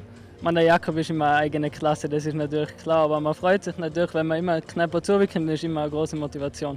Okay, dann sagen wir Gratulation nochmal, danke Matthias Posh. So, danke. Ich nehme mal das Mikrofon und warte auf den Jakob Schubert. Der hat noch schnell seine Blumen ein bisschen zur Seite gelegt und alles abgelegt an Präsenten, die er bekommen hat. Da ist er schon. Machen wir alles offiziell. Gratulation zum nächsten Sieg im Rahmen dieser Austrian Climbing Summer Series. Wie schwierig war es heute? Ich muss sagen, die Route war echt ein bisschen leichter, als wir uns das eigentlich erwartet haben. Nach der Besichtigung haben wir uns gedacht, es wird noch mal knackiger wie am Montag. Vor allem der Anfang hat sehr technisch ausgeschaut, aber es war dann doch eigentlich relativ fein zum Reinkommen. Am Anfang noch nicht so schwierig. Man hat Zeit gehabt, richtig das Finalgefühl zu leben und schlussendlich ist dann schon sehr auf die Ausdauer drauf angekommen. Es hat dann gegen Ende eigentlich, kurz bevor es für Sie vorbei war, so eine Situation gegeben, wo Sie vielleicht ein bisschen eine andere Route gewählt haben. Man hat vermutet, dass Sie da ein bisschen Kraft verloren haben. Wie haben Sie das erlebt? Okay, wäre mir jetzt gar nicht aufgefallen. Also ich weiß gar nicht, von welcher Stelle jetzt gerade die Rede ist. Ich habe eigentlich das Gefühl gehabt, ich bin die Route sehr gut geklettert. Also ich würde jetzt nicht unbedingt was anders machen. Nur ganz am Ende, wo ich dann gefallen bin, hätte ich vielleicht ein bisschen schneller wechseln sollen und die Schlinge war vielleicht gescheiter gewesen, ein bisschen früher einzuhängen. Aber muss ich natürlich im Nachhinein nochmal analysieren. Ich schaue mir natürlich dann auch immer sehr gerne die anderen Athleten an. Vielleicht hat man doch was besser machen können, aber schaue ich mir auf jeden Fall an. Sasha Lehmann hat es wieder versucht, hat sich dann auch irrsinnig geärgert, dass es nicht funktioniert hat. Haben Sie das mitbekommen? Ja, Sie haben natürlich ein bisschen Schreien gehört von hinten und natürlich hört man einen Sprecher, dass es leider wieder er es nicht geschafft hat, alles aus sich herauszuholen. Natürlich wieder sehr schade. Ich glaube, er hätte in der Route auch sehr gut sein können. War eben, wie gesagt, eher ein Ausdauergerät und auf die Sachen ist er normal sehr stark. Ist das wichtig für Sie? Sie sind schon so erfahren, haben so viele Wettkämpfe, wichtige Wettkämpfe auch bestritten. Ist es wichtig, jetzt mit so Erfolgen, mit guten Leistungen hier bei dieser Austrian Climbing Summer Series zum Weltcup nach Briançon zu fahren? Ja, auf jeden Fall. Also Selbstvertrauen spielt, glaube ich, in jeder Sportart eine sehr große Rolle. Je mehr man an sich glaubt, desto besser klettert man auch. Von dem her war es natürlich sehr wichtig, da ein gutes Gefühl bei den Bewerbern zu bekommen und überhaupt auch für die Zukunft. Jeder sehr positive Wettkampf, wo man auch das Gefühl gehabt hat, man ist in allen Routen sehr gut geklettert, gibt einfach ein gutes Gefühl und eine gute Erfahrung. Heute war die Wettersituation eine andere und es sind auch gleich ein paar Zuschauer, wenn auch mit Abstand hier. Haben Sie das mitbekommen, dass heute auch das Umfeld ein bisschen ein anderes ist? Ja, natürlich. Also es war überhaupt einfach die Atmosphäre heute den ganzen Tag natürlich ein bisschen angenehmer. Es war ein Wetter, wo man im Freien halt auch klettert und so sind wir das natürlich gewohnt und es war natürlich cool, jetzt vor ein paar Zuschauern zu klettern, war gleich ein bisschen mehr Stimmung und hat natürlich extrem viel Spaß gemacht. Dann gratuliere ich nochmal und wünsche Ihnen alles Gute dann noch für Briançon. Danke, Jakob Schubert, ich nehme das wieder ab, weil ich bin auch der Mikrofonhalter. Und bitte auch die Katha Sauerwein, die versteckt sich da hinter mir. und rückt sich nun selbst ins Bild. Denn wir kommen schon zu den Frauen. Da geht es jetzt weiter, großes Finale mit Jessica Pilz, aber natürlich mit zahlreichen Österreicherinnen. Und da gibt es welche, die auch vielleicht der Jessie ein bisschen gefährlich werden können. Was dürfen wir da jetzt erwarten? Ja, auf jeden Fall. Ich glaube, es kommt echt ganz auf die Route drauf an, wie sie ihnen einläuft, wie sie drin klettern und wie sie das auch mental umsetzen können, ist doch natürlich immer Anspannung mit dabei. Und von daher wird es sicher spannend werden. Es war letzte Woche ja schon ganz knappe Entscheidung und ich bin gespannt, was diesmal für sich entscheiden wird. Eva Maria Hammelmüller zum Beispiel ist da mit dabei. Wäre sie eine, die Jessica Pilz schon schlagen kann? Ist sicher eine derjenigen, ja, die, wenn sie echt gute Leistung zeigen können, der Jessie auch gefährlich werden können. Gibt aber andere, gerade die Christi zum Beispiel oder Julie, die sind einfach sehr routiniert und wenn sie das gut ausspielen können, können die sicher auch ganz vorne mitklettern. Christi Shrans mit sehr viel Selbstvertrauen, vielleicht auch mit Freude, mit Zuversicht von ihrem zweiten Platz mit hierher gekommen jetzt zu diesem zweiten Wettkampf. Was darf man von der erwarten? Vielleicht auch mit der Routine, mit der Sicherheit jetzt? Ja, es wird auf jeden Fall spannend. Sie hat ja wahrscheinlich letztes Jahr ihre Karriere vor sich und mag das sicher nochmal sagen, was sie drauf hat. Hat richtig viel trainiert und eben sicher viel Selbstvertrauen erdanken können durch den zweiten Platz letzte Woche. Und sie mag es sicher auch nochmal wissen, weil es ja letzte Woche so extrem knapp gewesen ist. Emilia Warensky ist auch wieder mit dabei, Jahrgang 2004. Wieder die Junge, die sich da ins Finale hineingeklettert hat. Ich persönlich freue mich auf die, aber was dürfen wir da erwarten? Ja, ich freue mich natürlich extrem, dass die Emilia jetzt zum zweiten Mal schon wieder ins Finale klettert. Die ist ja eigentlich noch in der U18 unterwegs. Da bei den Erwachsenen mitklettern zu können, ist schon irre Leistung. Gut, Sie haben gesagt, man wird sehen, wie die Route was die heute zulässt. Was hat man vielleicht schon bei den Männern gesehen, was wir erwarten dürfen? Also rein von der Art zu setzen, zu schrauben? Also vom Ausschauen her hatte die Herrenroute sehr homogen, sehr ausdauermäßig ausgeschaut. Der Jakob hat es gerade bestätigt, das war Ausdauerhammer. Bei den Damen schaut es eher ein bisschen unguter aus, ein bisschen unsicher, ein bisschen wackeliger. Auch der Start schon zum Einlaufen. Ich bin gespannt, wie sie das dann auch mental umsetzen und dass sie da ruhig bleiben, hoffe ich, und ihr Ding trotzdem gut durchziehen können. Okay, gut, dann sage ich danke. Katja Sauerwein, wieder mit einer ausführlichen Analyse schon vorweg. Hat wunderbar funktioniert, auch das Mikrofon wird festgehalten, also das funktioniert. Wir freuen uns wieder auf Reine Scherer und Norbert Berliner, die Sie durch dieses Finale begleiten werden. Was gibt diese Damenroute jetzt her? Wer heute schon in der Qualifikation hier war, hello, welcome back to Imst. hier ins Finale noch geschafft. Sie hätten nur bei der Topstrecke noch einhängen müssen. Posh. The interviews went on for a little longer than we expected, but as I say, for the German speakers out there, you got the opinions of Matthias Posh, Killyfish Huber, Jakob Schubert, Katja Sauerwein. Not a bad lineup. For the English speakers out there, not so much joy, I do apologise, but at least you get to listen to me and Danon, which is, compared to Jakob Schubert, probably pretty scant consolation. Yeah, actually, I feel like we should just apologise for that. I'm really sorry you've got to listen to us. Charlie, you've done this before, but hope everyone can withstand my Irish babble. You can just selectively mute on YouTube, so just put it through the Irish filter. Yeah. Nothing comes out. We have got the women's final about to get underway. Here on the right-hand route, they're swapping over sides. On Monday night, it was the women on the left. This time they're on the right. 8 women climbing as per usual. No ties to worry about. Charlie Bosco and Danon Markey here talking you through it as we did for the men's final, as we did on Monday night. And as she did on Monday night, that lady there, Anne-Sophie Coller, is going to climb. It is the exact same lineup, albeit in a different order, from Monday night for the women for this final. Same 8, as I say, in a slightly different order. And here is Anne-Sophie, World Cup medalist in the past and also made the final. The last time we had a World Cup right here in Imst back in 2016. 4 years almost to the day since that World Cup final where Sophie ended up 8th. Hoping for better tonight, I would imagine. First of 2 Swiss climbers in the final. Michelle Hulliger will be out immediately after her, and then it's Austria all the way. If you haven't watched any of our coverage of this Austria Climbing Summer Series so far, and you're wondering why there are some Swiss and German climbers here, after what I should imagine was a fairly epic amount of paperwork, the Austrian Climbing Federation were allowed to invite 4 climbers per discipline per gender to each event. So 4 Swiss men and women and 4 German men and women allowed to attend each of these lead events. Sadly, no other nationalities represented here, but Switzerland and Germany just give you that bit of an international feel.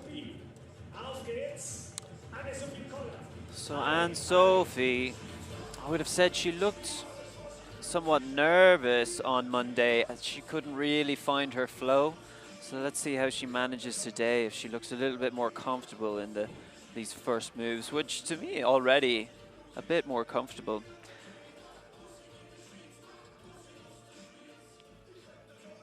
Climber of real caliber, as I say. World Cup podiums, they don't give out that easily. So expect a strong performance. I don't think she was particularly happy with what happened on Monday night. Didn't quite deliver on her potential. What can she do 3 nights on? Darkness fallen now here in Imst. Sadly lost our view of the Ötztal Mountains. The wall looking pretty spectacular, lit up against the night sky.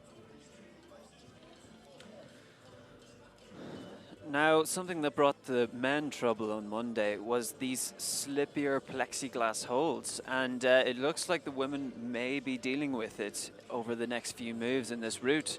So I wonder if it's going to bring any more drama, or if they're a bit more confident on their feet than the men. Yeah, you can actually see that camera doing a good job of it. The dual texture holes, on these volcanoes, the middle bit of the volcano is high friction and nothing else is. The outside essentially useless. Looks like there might actually be a small jib on top of that one that will perhaps used as a foothold in just a second. And Sophie looking very comfortable through the dyno, catches it with a straight arm, so relaxed, not a worry for her.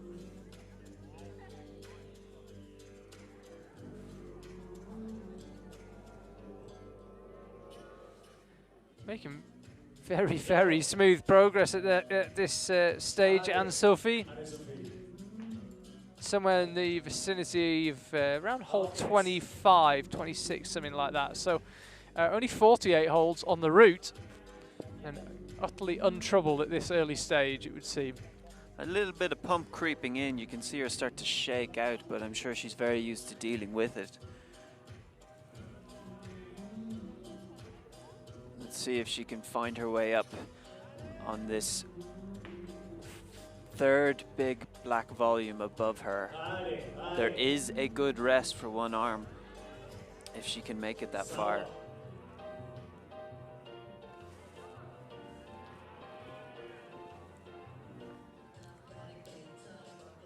Still with 2 minutes 30 left on the clock. Hasn't had much to worry about so far. As you say, just shaking out, taking a couple of opportunities to shake out.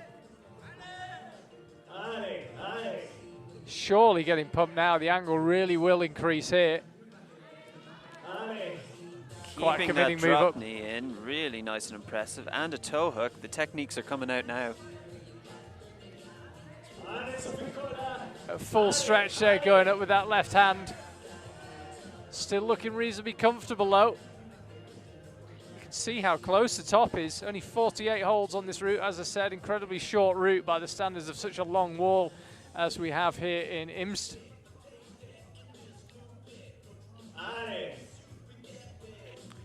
Really utilizing this rest. The setters actually thought that you would not be able to match this hold due to how it's blocked, but Anne-Sophie looking perfectly comfortable, picking which arm she wants to hang off of.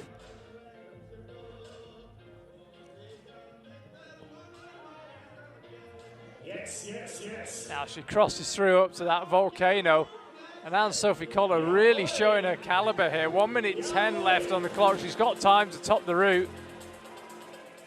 Definitely beginning to work hard. This is a big move up, and only just caught it with the left hand as well. Had to instantly readjust to get anything like comfortable. Now the feet cut loose, that right foot just beginning to wobble ever so slightly, conveying just how tired she is.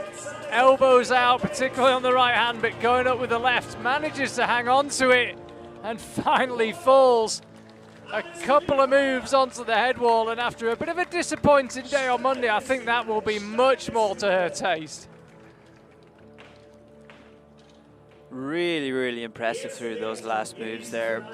Starting off with quite a scary heel hook on the edge of the volcano, that slippy plastic, but made it stick and got through those moves. But then in the undercuts, started to drain her energy. The biceps weren't there. She managed to reach up to that next left hand hold, but all the energy was gone there. I should correct myself, the biceps were definitely there for that move, but it was seriously hard. I'd be surprised if she was awarded a plus here, actually. You can see, maybe not the best angle to see it from, but never really went for the next hold. Or didn't really progress towards it much. Have another look. So the left hand lands. Does she really make much progress towards the next hold? I think she'll probably won't end up with a plus. And as soon as I say it there, we see 43 plus. Ideally, well, in that there's situation, a reason I'm not doing the judging, that's for sure. In that situation, if she had some energy left, she would have swapped her feet, put that right foot, got a strong flag with the left. But when you're so boxed, it's not going to happen.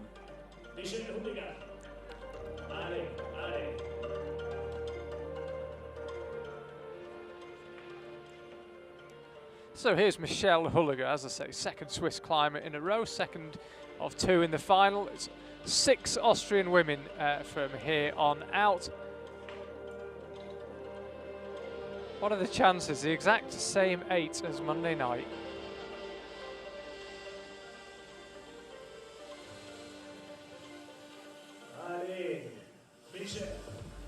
Let's go.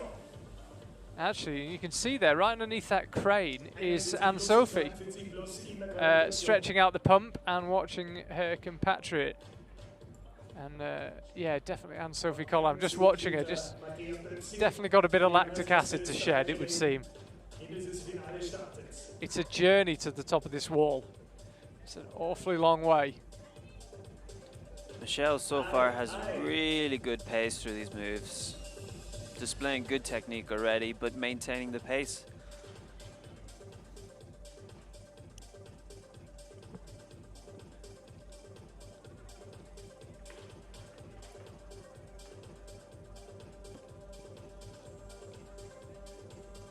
I thought originally that there was a super secret crimp on that hold that she's currently on, but actually it's a jug and they've just put a hold to block you using the good part of it.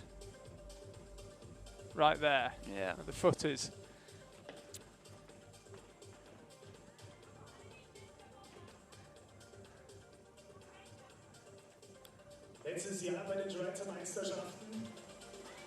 She was thinking about a rest before setting for the jump, but as it is, she goes straight for it and looked pretty confident on it.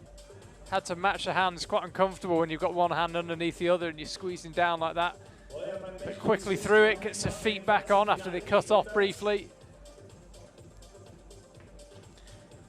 To me, it looked like that jump took a little bit more energy out of her, but again, Anne-Sophie displayed such perfect technique and did it so casually. I think many of the other girls will also be struggling with that jump.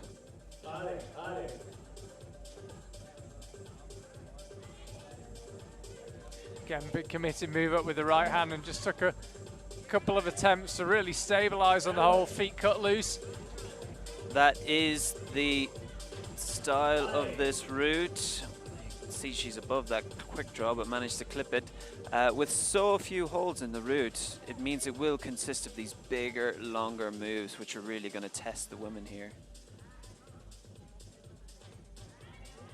Suddenly looks a little bit tied up, didn't look that keen to release the left hand, and she's deciding, I think, to do the move slightly differently.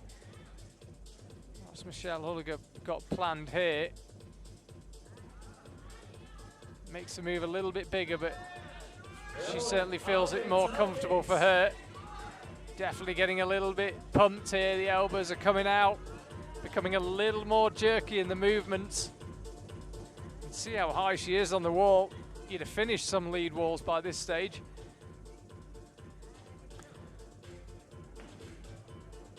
Oh, and that's the last thing she needs. Got to fumble with a quick draw. No. Did the rope come out? As soon as you fumble with a quick draw, I swear, there's automatic pump. It just comes to you, no matter how relaxed you are. She's made it work. Let's see if she can rest enough on that left hand. Oh, she can reach the next. That's not what you need. She had a really uncomfortable looking reach down to try and reclip the quick draw. Ended up getting in a good position, but initially tried to reclip it from an uncomfortable position. And that is just not what you need. On routes like this, you need everything to go right first time. And it's cost her a bit of energy, Michelle Hulliger, and she falls just entering on to the main roof. And might look back with a bit of frustration. As soon as she got to that whole sequence, actually, she did the moves slightly differently to how they were designed. And then had the fumble with the quick draws. Just began to unfold slightly in the last 3 or 4 moves. I think all the way from the jump, it just wasn't quite as easy as she was expecting. And then every move after that started to take its toll on her.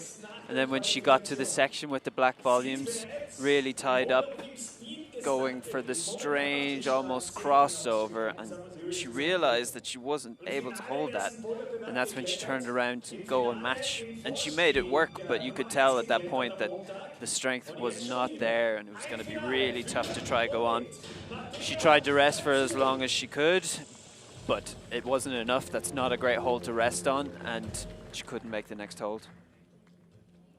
Matthias Putzi now qualified 8th last week and qualifies 6th this last week, 3 days ago. Feels like last week, such as the change in the weather. I have to say, I'm always terrified of these dynamic boulder starts in lead routes. I would be thinking about it far too much. You know you've got so much ahead of you. How embarrassing will it be if you screw up the first move? Okay, well, let's make it a coordination move. Yeah, you wouldn't be the first person. It's always a bit of a risky one for the setters. It certainly introduces a psychological element for the climbers, because as you say, they've got something to worry about just leaving the floor. It's the embarrassment factor more than anything. If you saw just before, she made to stand in the pocket of Volcano rather on the slippy top. She might have watched the men's finals on Monday and decided against it. But the DJ's here to save her. He's put Eminem on, so it'll be fine now. Nothing to worry about. See her at the top. A couple of moves away now from the jump. Matthias Putzi climbing this pretty quickly. And that's the hole we mentioned earlier with the blocker on top of it. It's just closing off the best bit. So you can't quite hold it the way you want. You've got to work your way around that blocker hold.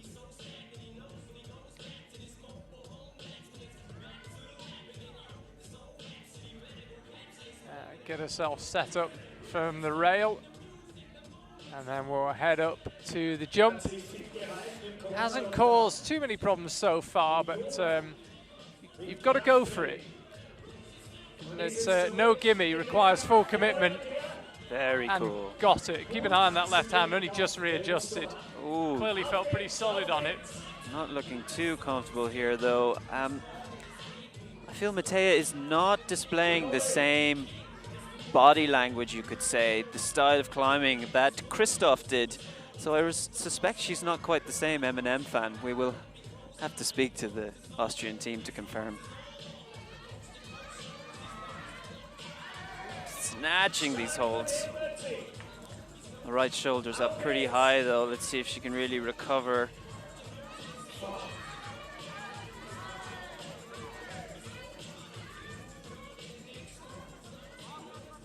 This is where Michelle Hulliger began to get in a little bit of trouble, I think, just trying to figure out how to do these moves efficiently. And you can see that left foot absolutely on the limit and beyond the limit.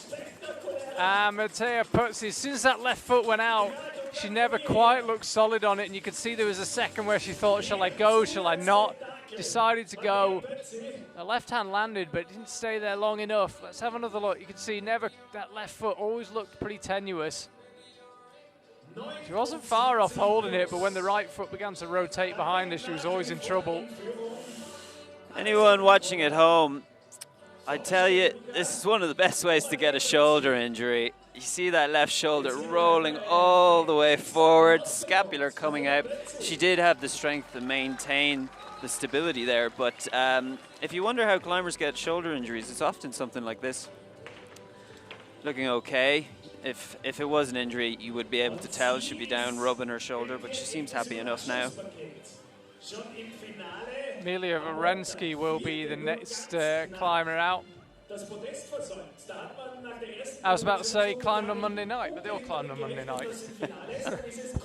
Doesn't really make her unique in this competition. Here she is, wearing the flowery headband. Always easy to identify the distances on the wall when she's climbing. And as you say, I don't think it's hard, that start, but just gives the climbers something to think about. I'm nervous every time, I actually am.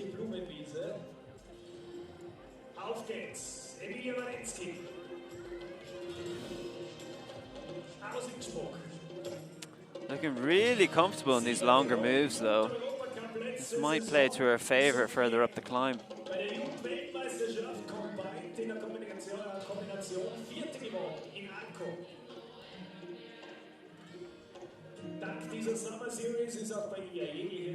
So cruising through the lower technical section.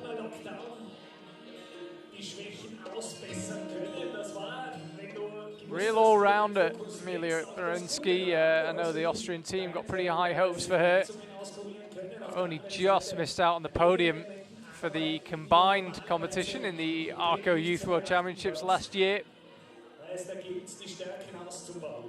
Real contender in boulder and lead, and not too shabby on the speed wall either.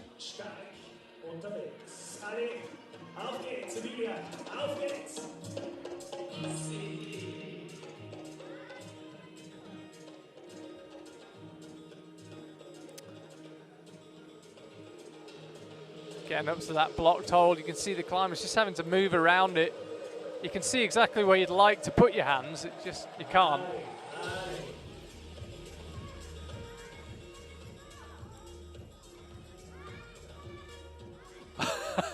Is she checking out a fly there in the route? Was that what she saw on the wall, the shadow? Yeah, I was trying to figure out where that was. Was it in front of our screen? Was it on the screen? No, I think that was on the route. I think she stopped to look at it. A few shouts from around the sports centrum here in Imst. Local crowd getting behind the local climber. Well, almost local. Getting a sneaking feeling that Emilia is also looking a little bit nervous here. Looking at her feet, they're just that little bit jittery. They're not taking quite as much weight as they could be. Let's see if she can harness those nerves and keep going, or if it's going to prove a struggle for her. Looked like a pretty powerful way of going to that pocket. Took her a bit of effort to get comfortable on it. That's exactly what happens when you're a bit nervous. You don't quite think so easily. You can't place your feet in the nicest places, and you can't balance your body weight through. But we're into the section that's put off the last few athletes here. Keep an eye on that left shoulder. How's it going to be reaching out? Oh, locks it with the right. Casual. That was where Matthias Putzi came unstuck, and she managed to save the swing so she can live to fight another move. And you can see where she is, the top right at the top of the screen. Gives you an idea of how long the wall is. She's been climbing for over 3 minutes 15, and still the top looks an awfully long way away. Big move coming up here on the left. Doesn't look that sure about it. Actually executed it nicely, got her body into that gap between the holds. Definitely getting pumped, just beginning to shake a little bit, and almost held it as she went out footless beyond the roof and looks up slightly puzzled, not quite sure if she missed a detail of that hold there, but as soon as she fell, she immediately looked up, kind of almost confused. That was a dramatic fall, arms and legs flailing. Let's see if she got surprised by the blocked part of the hold. Possibly just didn't quite hold on. You can see in these lower moves that her shoulders were way up by her ears. It was partially that she was tired, but also partially that's her style of climbing. Managed to get through these moves by really locking off and trying hard. But here, it wasn't quite enough. It looks like she actually caught it really well and possibly surprised herself as to why she didn't hold on. But anyone who's pumped enough will be surprised to realize how weak they are. And I suspect it could have been a bit of this involved. Eva Maria Hammelmuller now, one of the stars of the boulder series. Looked the real deal on the boulder wall and looks the real deal on the lead wall as well. And also gets the start done, no problem. Fourth climber from the end already. It's come by quickly this evening here in Imst. Christine Shrans will be out next, and then Julia Fieser, and then Jessie Pilz, the final climber out. Hätte sie auch die zweite noch gedoppt, hätte einer der Sicherungsjungs Plack ziehen müssen vor laufender Kamera hier auf OF Sport Plus. Freut uns, dass das nicht passiert ist. Kind of scurrying through these lower moves, Eva Maria Hammelmuller.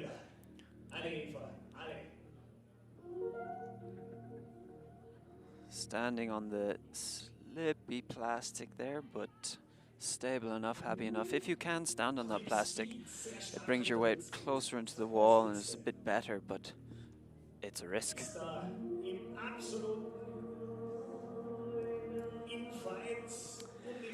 Eva also following my theory of strong climber right now. She's got a great tan. Shows she's been outside and she's been crushing some hard routes. Yeah, she's had a good outdoor season so far. And once again has that split-second realization that the jug you identified from the ground has a blocker hold on it. The hand wanted it. It felt around and it wasn't there. Such disappointment. It's a bit of a blow to morale when you get there. It's blocked. It's not too bad. It's not quite as good as it could be.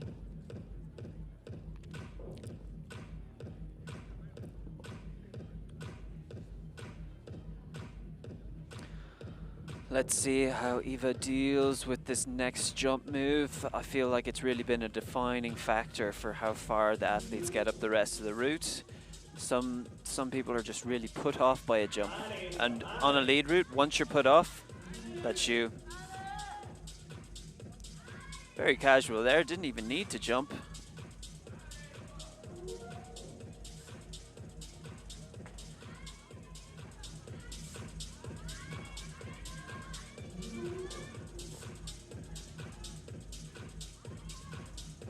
Bit too close right now to pick out every detail. That's a bit more like it.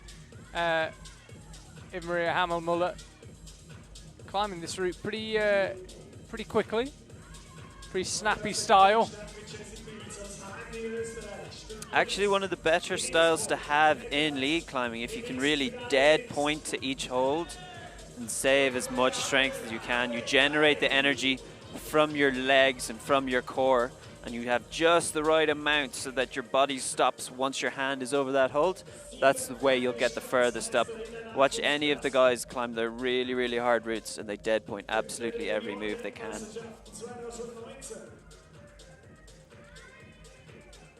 Just caught a glimpse of the face there, just cheeks puffing ever so slightly. Quite a good rest here though. I always prefer resting on an undercut. Now she launches into the upper section, still about half a dozen, maybe more moves to go actually before she would reach the high point.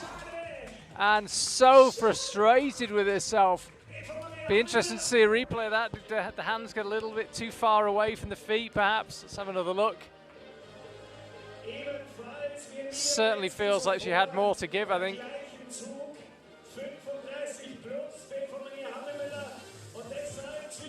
Oh, another little mismatch there. She thought she might be able to stay on that left foot, but then it was just a little bit too far. Her left hand wasn't quite deep enough in that jug to hold the swing. Such a pity there. And then the right hand blows as well, which just was another spanner in the works. So still Anne Sophie Koller leading the way. 3 climbers still to go. You can see it 43 plus. No one been within 8 moves of that. No doubt who the best climber so far has been. Christine Shrans might have something to say about it though. Very excited to see Christine towards the top now. She was really one of the athletes on Monday who displayed such impeccable technique, even in those last moves. And I wonder if she can recreate that now. Or if she falls off the first coordination boulder, oh God.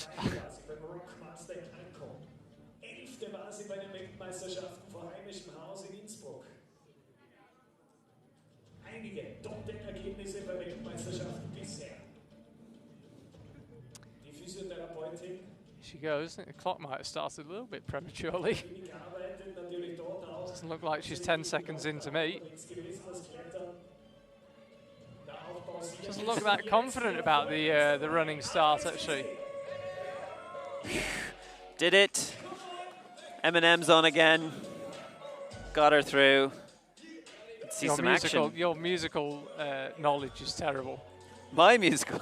I know one artist so far. I could just offer a correction that this isn't Eminem. Oh no, it's Linkin Park. Oh, dire. I really have to apologize. That, you know, you'd need a bit more homework. Good song. Christine Shrans definitely looked the most nervous, I think, of the climbers about that first move. The judges actually thought she'd started, got the clock underway, and had to reset it when they realised she was still pondering the first move. Again, looked reasonably comfortable on it, but it looked like it maybe got in her head a little bit more than it has than with some of the other climbers. Already you can see this really fantastic technique here, and it's going to save her later on the route.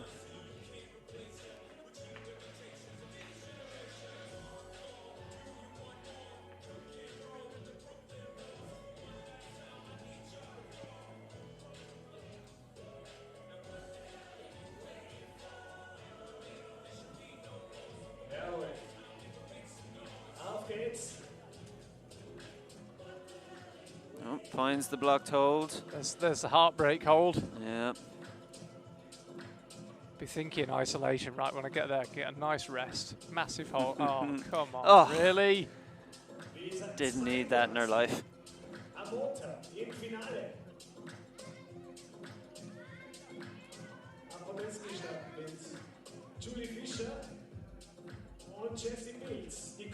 Christine now in position, getting ready to line up for the jump. There you can see the hold coming.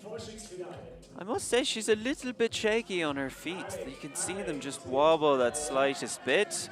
Not sure if that will come back to haunt her later on, but she's still doing every move how it should be done, just right, and mastering herself.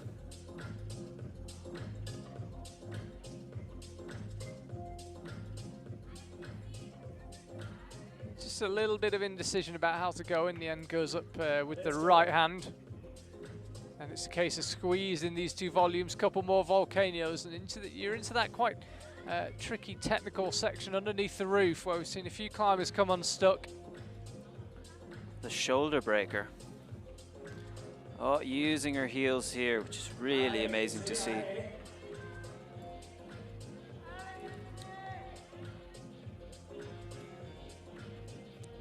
And that tight drop knee, but it does help.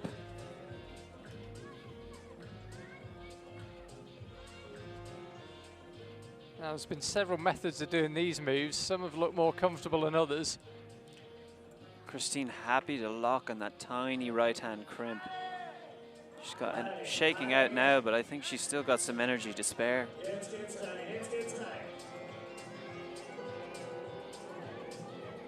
Just just getting herself comfortable in the pocket before committing the right hand over, and like with a couple of climbers, the right foot cuts loose involuntarily, but she manages to get it back on. Just see that left leg beginning to shake, conveying a little bit of the effort. The legs are doing such a fantastic job here in the climbing, though. They're really taking as much effort as they could be, and it's so awesome to see. It's actually a little bit steeper than it looks where she's resting, Christine. See the leg, just left leg really quivering now. Probably time to get moving, and here she goes. Oh yes, the powerful drop knee set her a bit tight for the jump, but she can reach it. Doesn't even need to jump. Meant she had the luxury of feeling the hole to figure out exactly which bit was good before really committing to it. Didn't have to jump.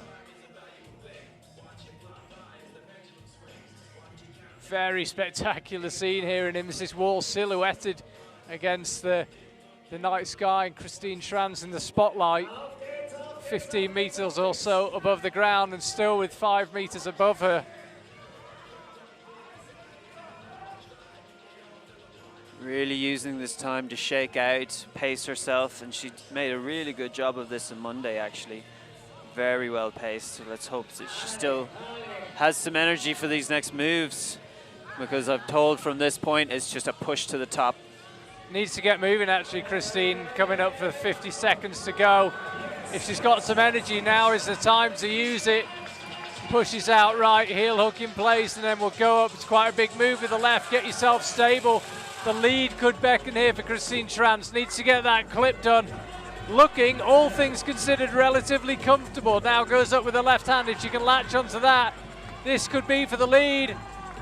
And there it is, yes! Christine Shrans still going. One more clip to go, and then it's the top. Keep an eye on the time, though. She took a longer rest, and maybe she should have done below the roof. And it's going to be pretty tight for time if she wants to top this route. Goes up with the left hand. Another big, powerful move coming up, and she can't quite execute it. But with 12 seconds to go, she gave that route absolutely everything. She's in the lead, and she will be on the podium. So fantastic to see. She was still finding those footholds, even all the way up there, which is what we saw on Monday, when she was making this reach out to the big hold on the right. The last hold she really held. She found that right toe to bring her out, and then a left heel here to lock her in to reach into that Gaston.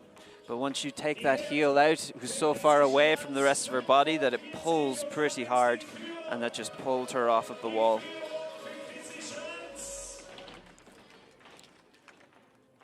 And one of the few climbers to have lowered down look happy with their attempt.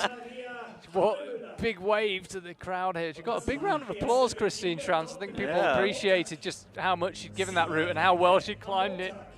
A lot of motivation here. Again, you can see when she takes this left heel out, it swings, pulls her off, unfortunately. So 45 for Christine Shrans. No plus for her because she didn't really make any progress towards that next hold, so it is just hold 45, but it is the lead, and with only 2 climbers to go, that is enough already for a guaranteed spot on the podium.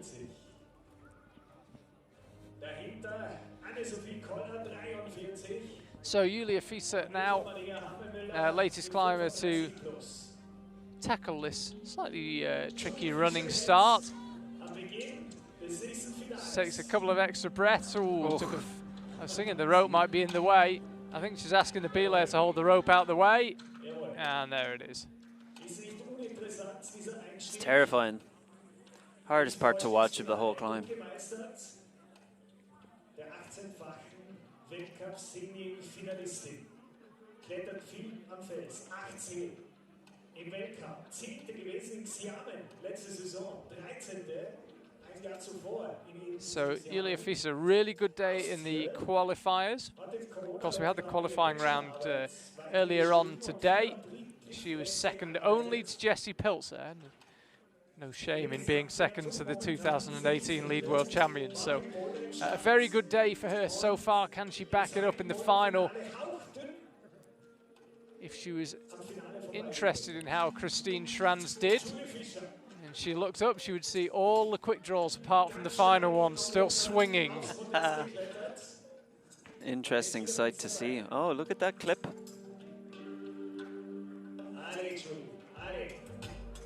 Let's go.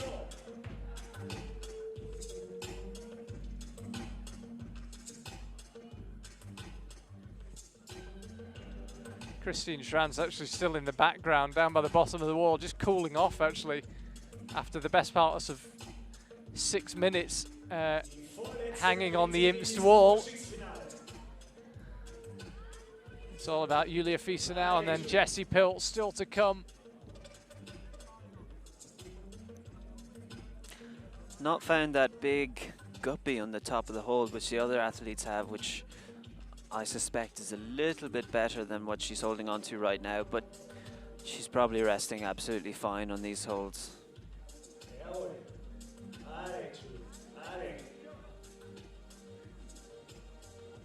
You've been climbing outdoors not so long ago with Julia. It's going well this year. Yeah, looking super, super strong. Really awesome to see. Oh! Happy enough on that jump. It's much further for her than some of the other athletes. But now lurching a bit to these holds.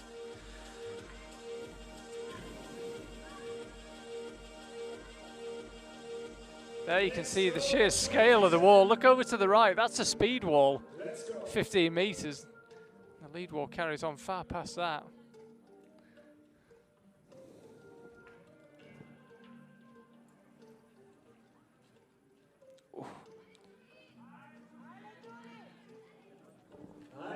Probably having to reach a little bit further than she'd like to in some of these moves, being one of the shorter climbers out tonight, but still making do with it, looking happy enough on the holds.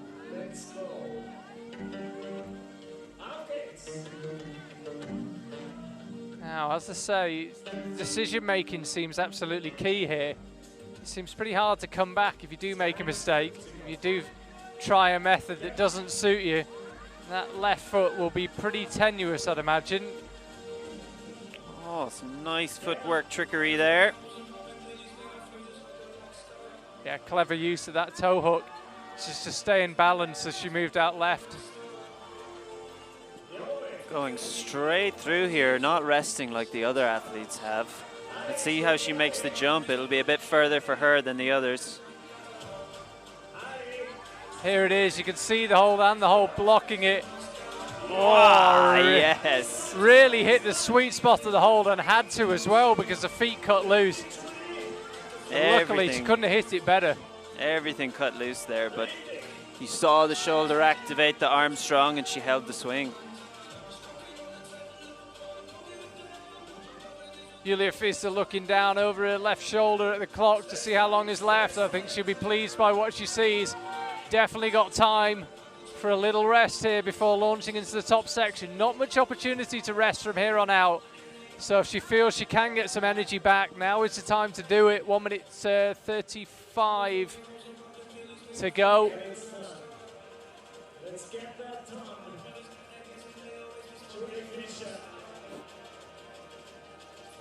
Had a quick look over at the Austrian team and the coaches. Killy is an excited man right now. I'm not surprised, 1:15 left. Well, I said she had time for a good rest. She's been here 30 seconds now. It's probably time to get moving. Because although you can't rest much from here on out, the moves still take quite a bit of time. You've got to set yourself each time. So I think Julia's setting off with about the bare minimum amount of time left to claim a top. See the head firing back now, conveying how much effort's going in. Still looking like she's got a little bit of juice left. It's a big move out right though, and she can't quite get there. Power just came up short. So fantastic to see Julia climbing through this route. She really had to go to full extension for half the moves through here. as you know, that there's far fewer holds on this route than a lot of the other competitions in Imst. And so that means you must do these long reachy moves. Julia, being one of the shorter climbers, has to go to full extension the whole time. You saw there, the left arm was tired. She had the right foot out on the hold. It was there to pull her across, but there just wasn't the energy to get up to this next hold, which isn't a good one. Oh, and he just made the jump work. You can see the rope wrapped around her right knee as well. Wouldn't have been ideal to fall off in that position if you like the skin on your shin. So only one climber out. And it is that lady there, Jessie Pilz, 2 times the World Cup winner, a world champion in this discipline, a true all-rounder, qualified Olympian as well to add to the CV. Made it to the Olympics at the first time of asking, the IFSC World Championships last year. And no problems with the start. Also been going really well in the Boulder World Cups over the past couple of seasons, Jessie. So powerful, dynamic moves like that, no problem for her. Until the 2019 season, she's probably Janja Garnbrett's closest competition in the lead. Looks strong here on Monday night.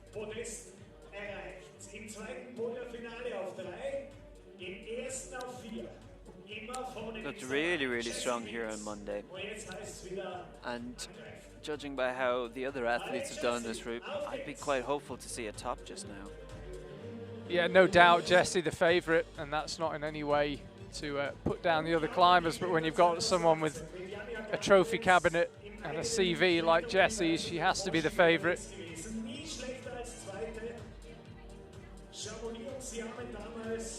Looking to get another win in this Austria Climbing Summer Series.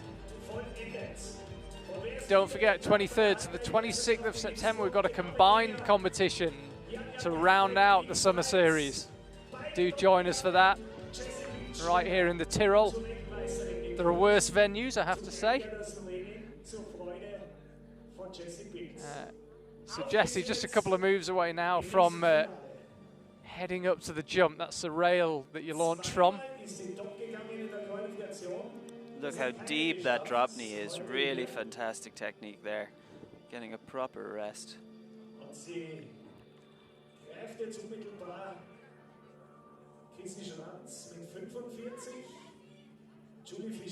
Casual through the jump. Looking very confident.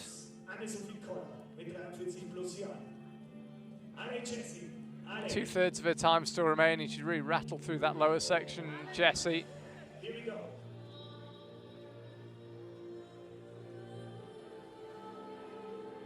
No problems at all there. A couple more moves up through the volcanoes, the mini volcanoes, and then you're into this tricky traverse out left as a bat flies past Jessie on the wall. Maybe that's what we saw earlier that shocked some of the previous athletes.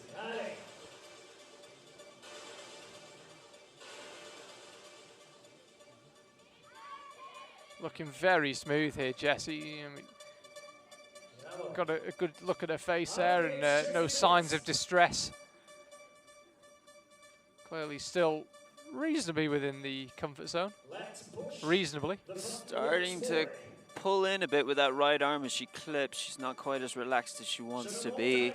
Wasn't the best clipping position, I don't think. Many of these athletes, what sets them apart is their ability to recover and bring it back together for the later sections. Apologies, someone very, very close to our commentary position getting very, very excited. You might be able to hear them.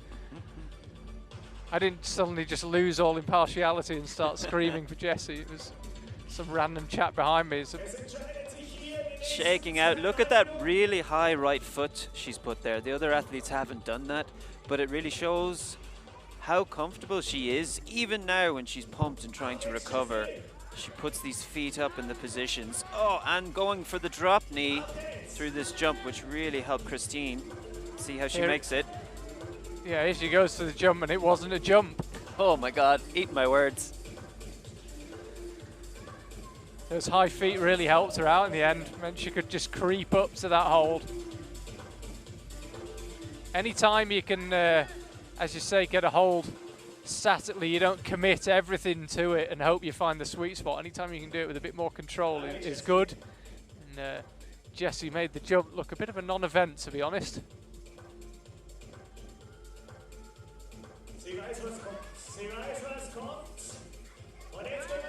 Didn't have to rest too long there. I wonder what's going through her head. Is she feeling comfortable still?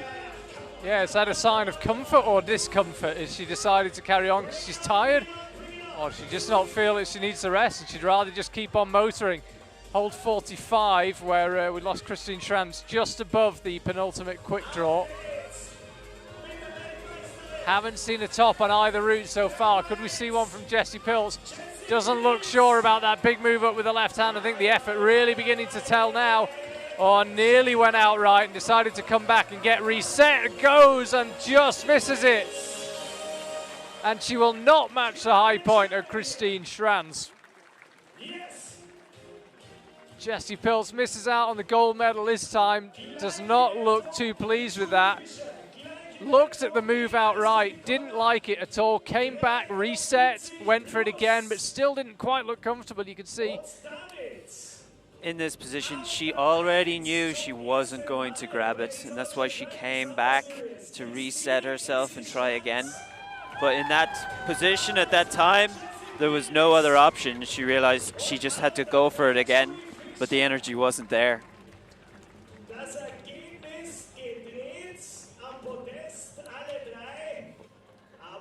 Yeah, it never looked like she really fancied that move at all. Must question how she found the rest at the jug. She wasn't there for very long. Maybe she could have rested more. Maybe she felt she really didn't need to. But we were able to see the effects of it slightly later on. There you can see it. Christine Shrans takes first place. Jessie Pilz, no win this time in him. Second place for her. And Julia Fischer ends up third. By the way, the climbers there with 43 plus. That's Jessie, Julia, and Sophie, all tied on 43 plus, and are separated on count back to the previous round, the qualifying round that took place earlier on today. But it's Christine Shrans, who I have to say looked the best climber on the route, and the score tells the story as well. She displayed such brilliant technique all the way through, and on this route where it's an endurance route, you have to keep going. Using your great technique on the lower moves is what saves you higher up. I believe we've got a few interviews, by the way, again for the German speakers. First up, Katja Sauer steht schon da und kann sich, glaube ich, wieder freuen über ein tolles Ergebnis aus österreichischer Sicht und vor allem beeindruckenden Leistungen. Wie sehr freut es Sie, dass es für die Chrissy Shrans diesmal gereicht hat, um ganz oben zu stehen? Ja, Freude ist natürlich groß. Sie hat mich genauso für alle anderen gefreut, aber für die Chrissy natürlich genauso. Es war letzte Woche am Montag extrem knapp bei ihr und jetzt hat sie genau das bisschen mehr ausholen können und ja, verdiente Siegerin, würde ich sagen. Wie sehr hat die Jessie Pilz da fighten müssen, kämpfen müssen?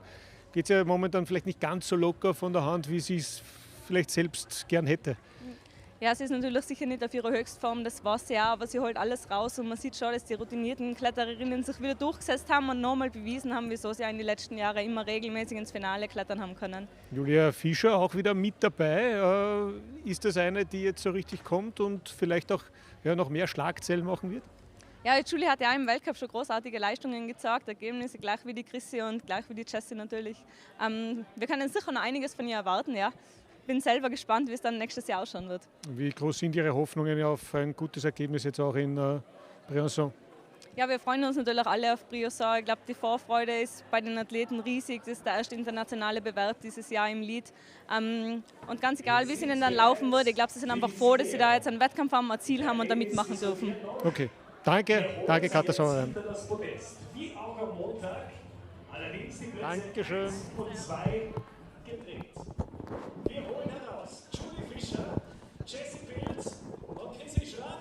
So welcome back. For a lady who doesn't like doing interviews, we see a lot of Katja Sauer on ORF interviews, doing a bit for the media once again.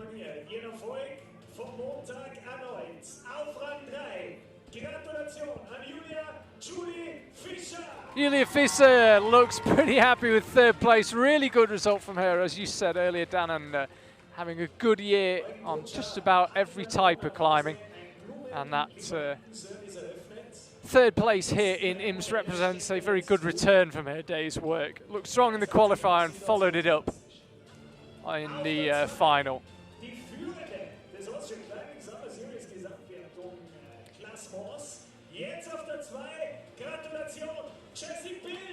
Jessie Pilz, second place. Doesn't look too disappointed with it. She wears her heart on her sleeve, Jessie. You're never really, never too worried about what she's thinking. You're never in any doubt what she's thinking, Jessie Pilz. So if she looks happy with it, she probably is happy with it. She definitely put in a good effort. Yeah, I think she knew maybe if one or two things had gone her way, she might have found the top. But the one woman who got everything right, it seemed, from the second she left the floor till the second she fell, was Christine Shrans. No doubt she was the best climber today. Climbed the route immaculately, couldn't quite find the top, ended up a few moves short, but a very, very strong performance from her. So that's all from Imst this evening. Installment 4 of the Austria Climbing Summer Series is over, but fear not, we're back with the big one, the combined competition between the 23rd and the 26th of September on Epic TV and the Austria Climbing channels as well. Do hope to see you then. But in the meantime, from a lovely evening here in the Tirol, thank you very much for watching. Thank you very much and good night.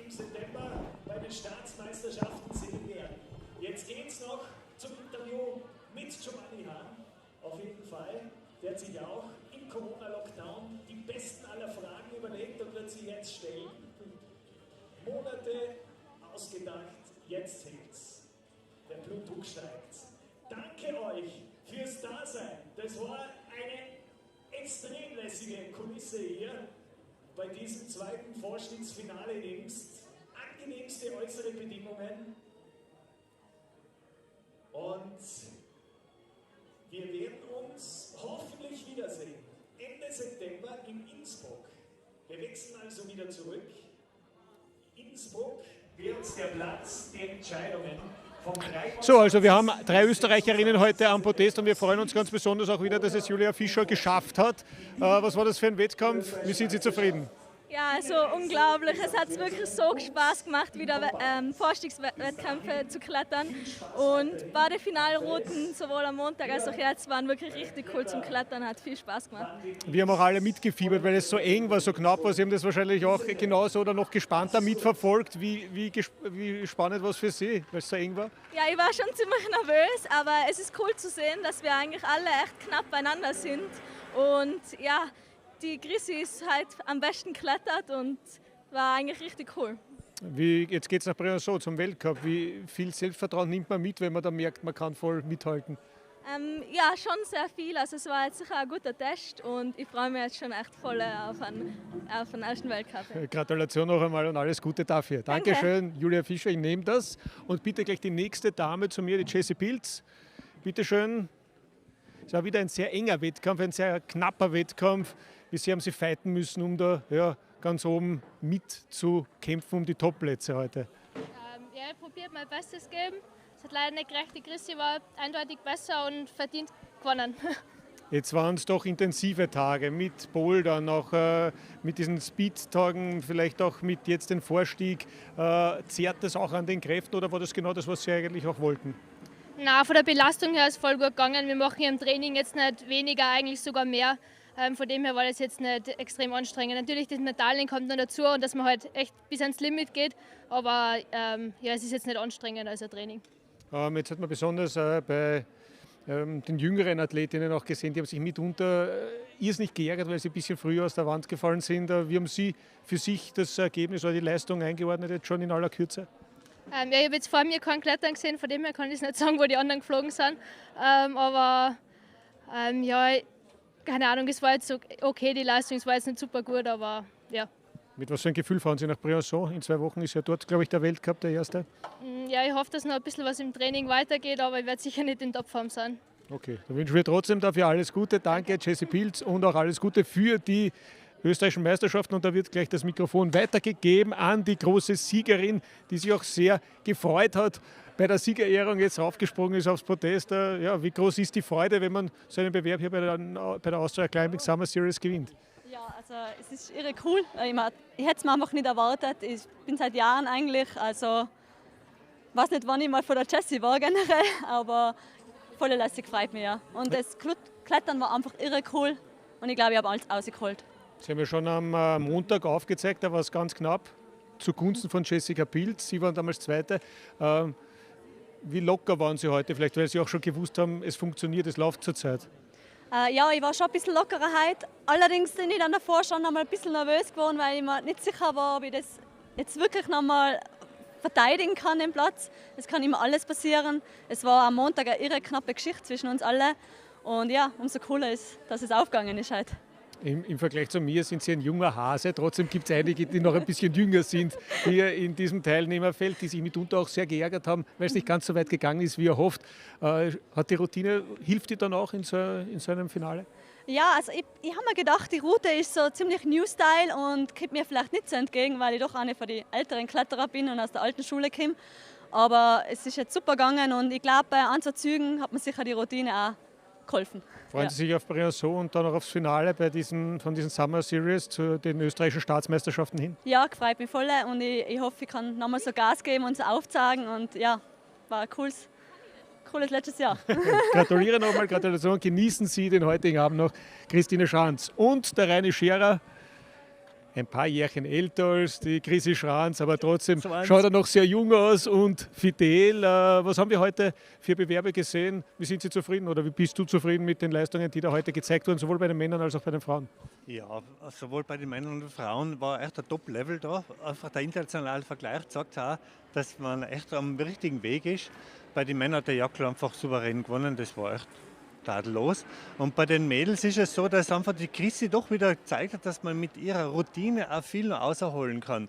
Der Vorteil von der Chrissy und von der Julie ist halt der, dass sie eigentlich Lead-Spezialisten sein und nicht das ganze Training von der Kombi, das die Jessie mitmachen muss. Das ganze Speed-Training, das ganze Boulder-Training, das geht der Jessie jetzt schon ein bisschen auf die Substanz. Und es ist gut, dass man jetzt einmal Energie ausnehmen kann aus den ganzen anderen Disziplinen. Okay, das heißt, wie schaut es auch aus in der Planung hin zu dem Weltcup jetzt, zum Vorstiegsweltcup in Briançon und dann natürlich hin zu diesem Schwerpunkt österreichische Staatsmeisterschaften Ende September? Ja, das erste ist schon mal, dass einfach das Speed einmal ausgenommen wird, jetzt die nächsten Zeit, weil es wirklich nicht notwendig ist. Wir haben das ganze Jahr noch Zeit für den Speed. Und das andere ist auch, dass das Bouldern nur mehr als ergänzendes Training mitgenommen wird, um die Spritzigkeit aufrechtzuerhalten. Weil bis vor 2 Wochen haben die ja noch voll auf Boulder-Modus trainiert. Okay, dann hoffen wir auf gute Ergebnisse in Briançon und freuen uns schon auf die Staatsmeisterschaften, die dann Ende September stattfinden, von 24. bis 26. September. Werden wir auch wieder live übertragen in ORF Sport Plus. Ich hoffe, der Rainer ist dabei. Hast du Zeit? Sicher. Okay, das freut mich. Und Sie sind dann auch hoffentlich wieder mit dabei. Wie gesagt, dann gibt es wieder Klettern live in ORF Sport Plus. Für heute war es das aus Imst. Schönen guten Abend noch aus Tirol.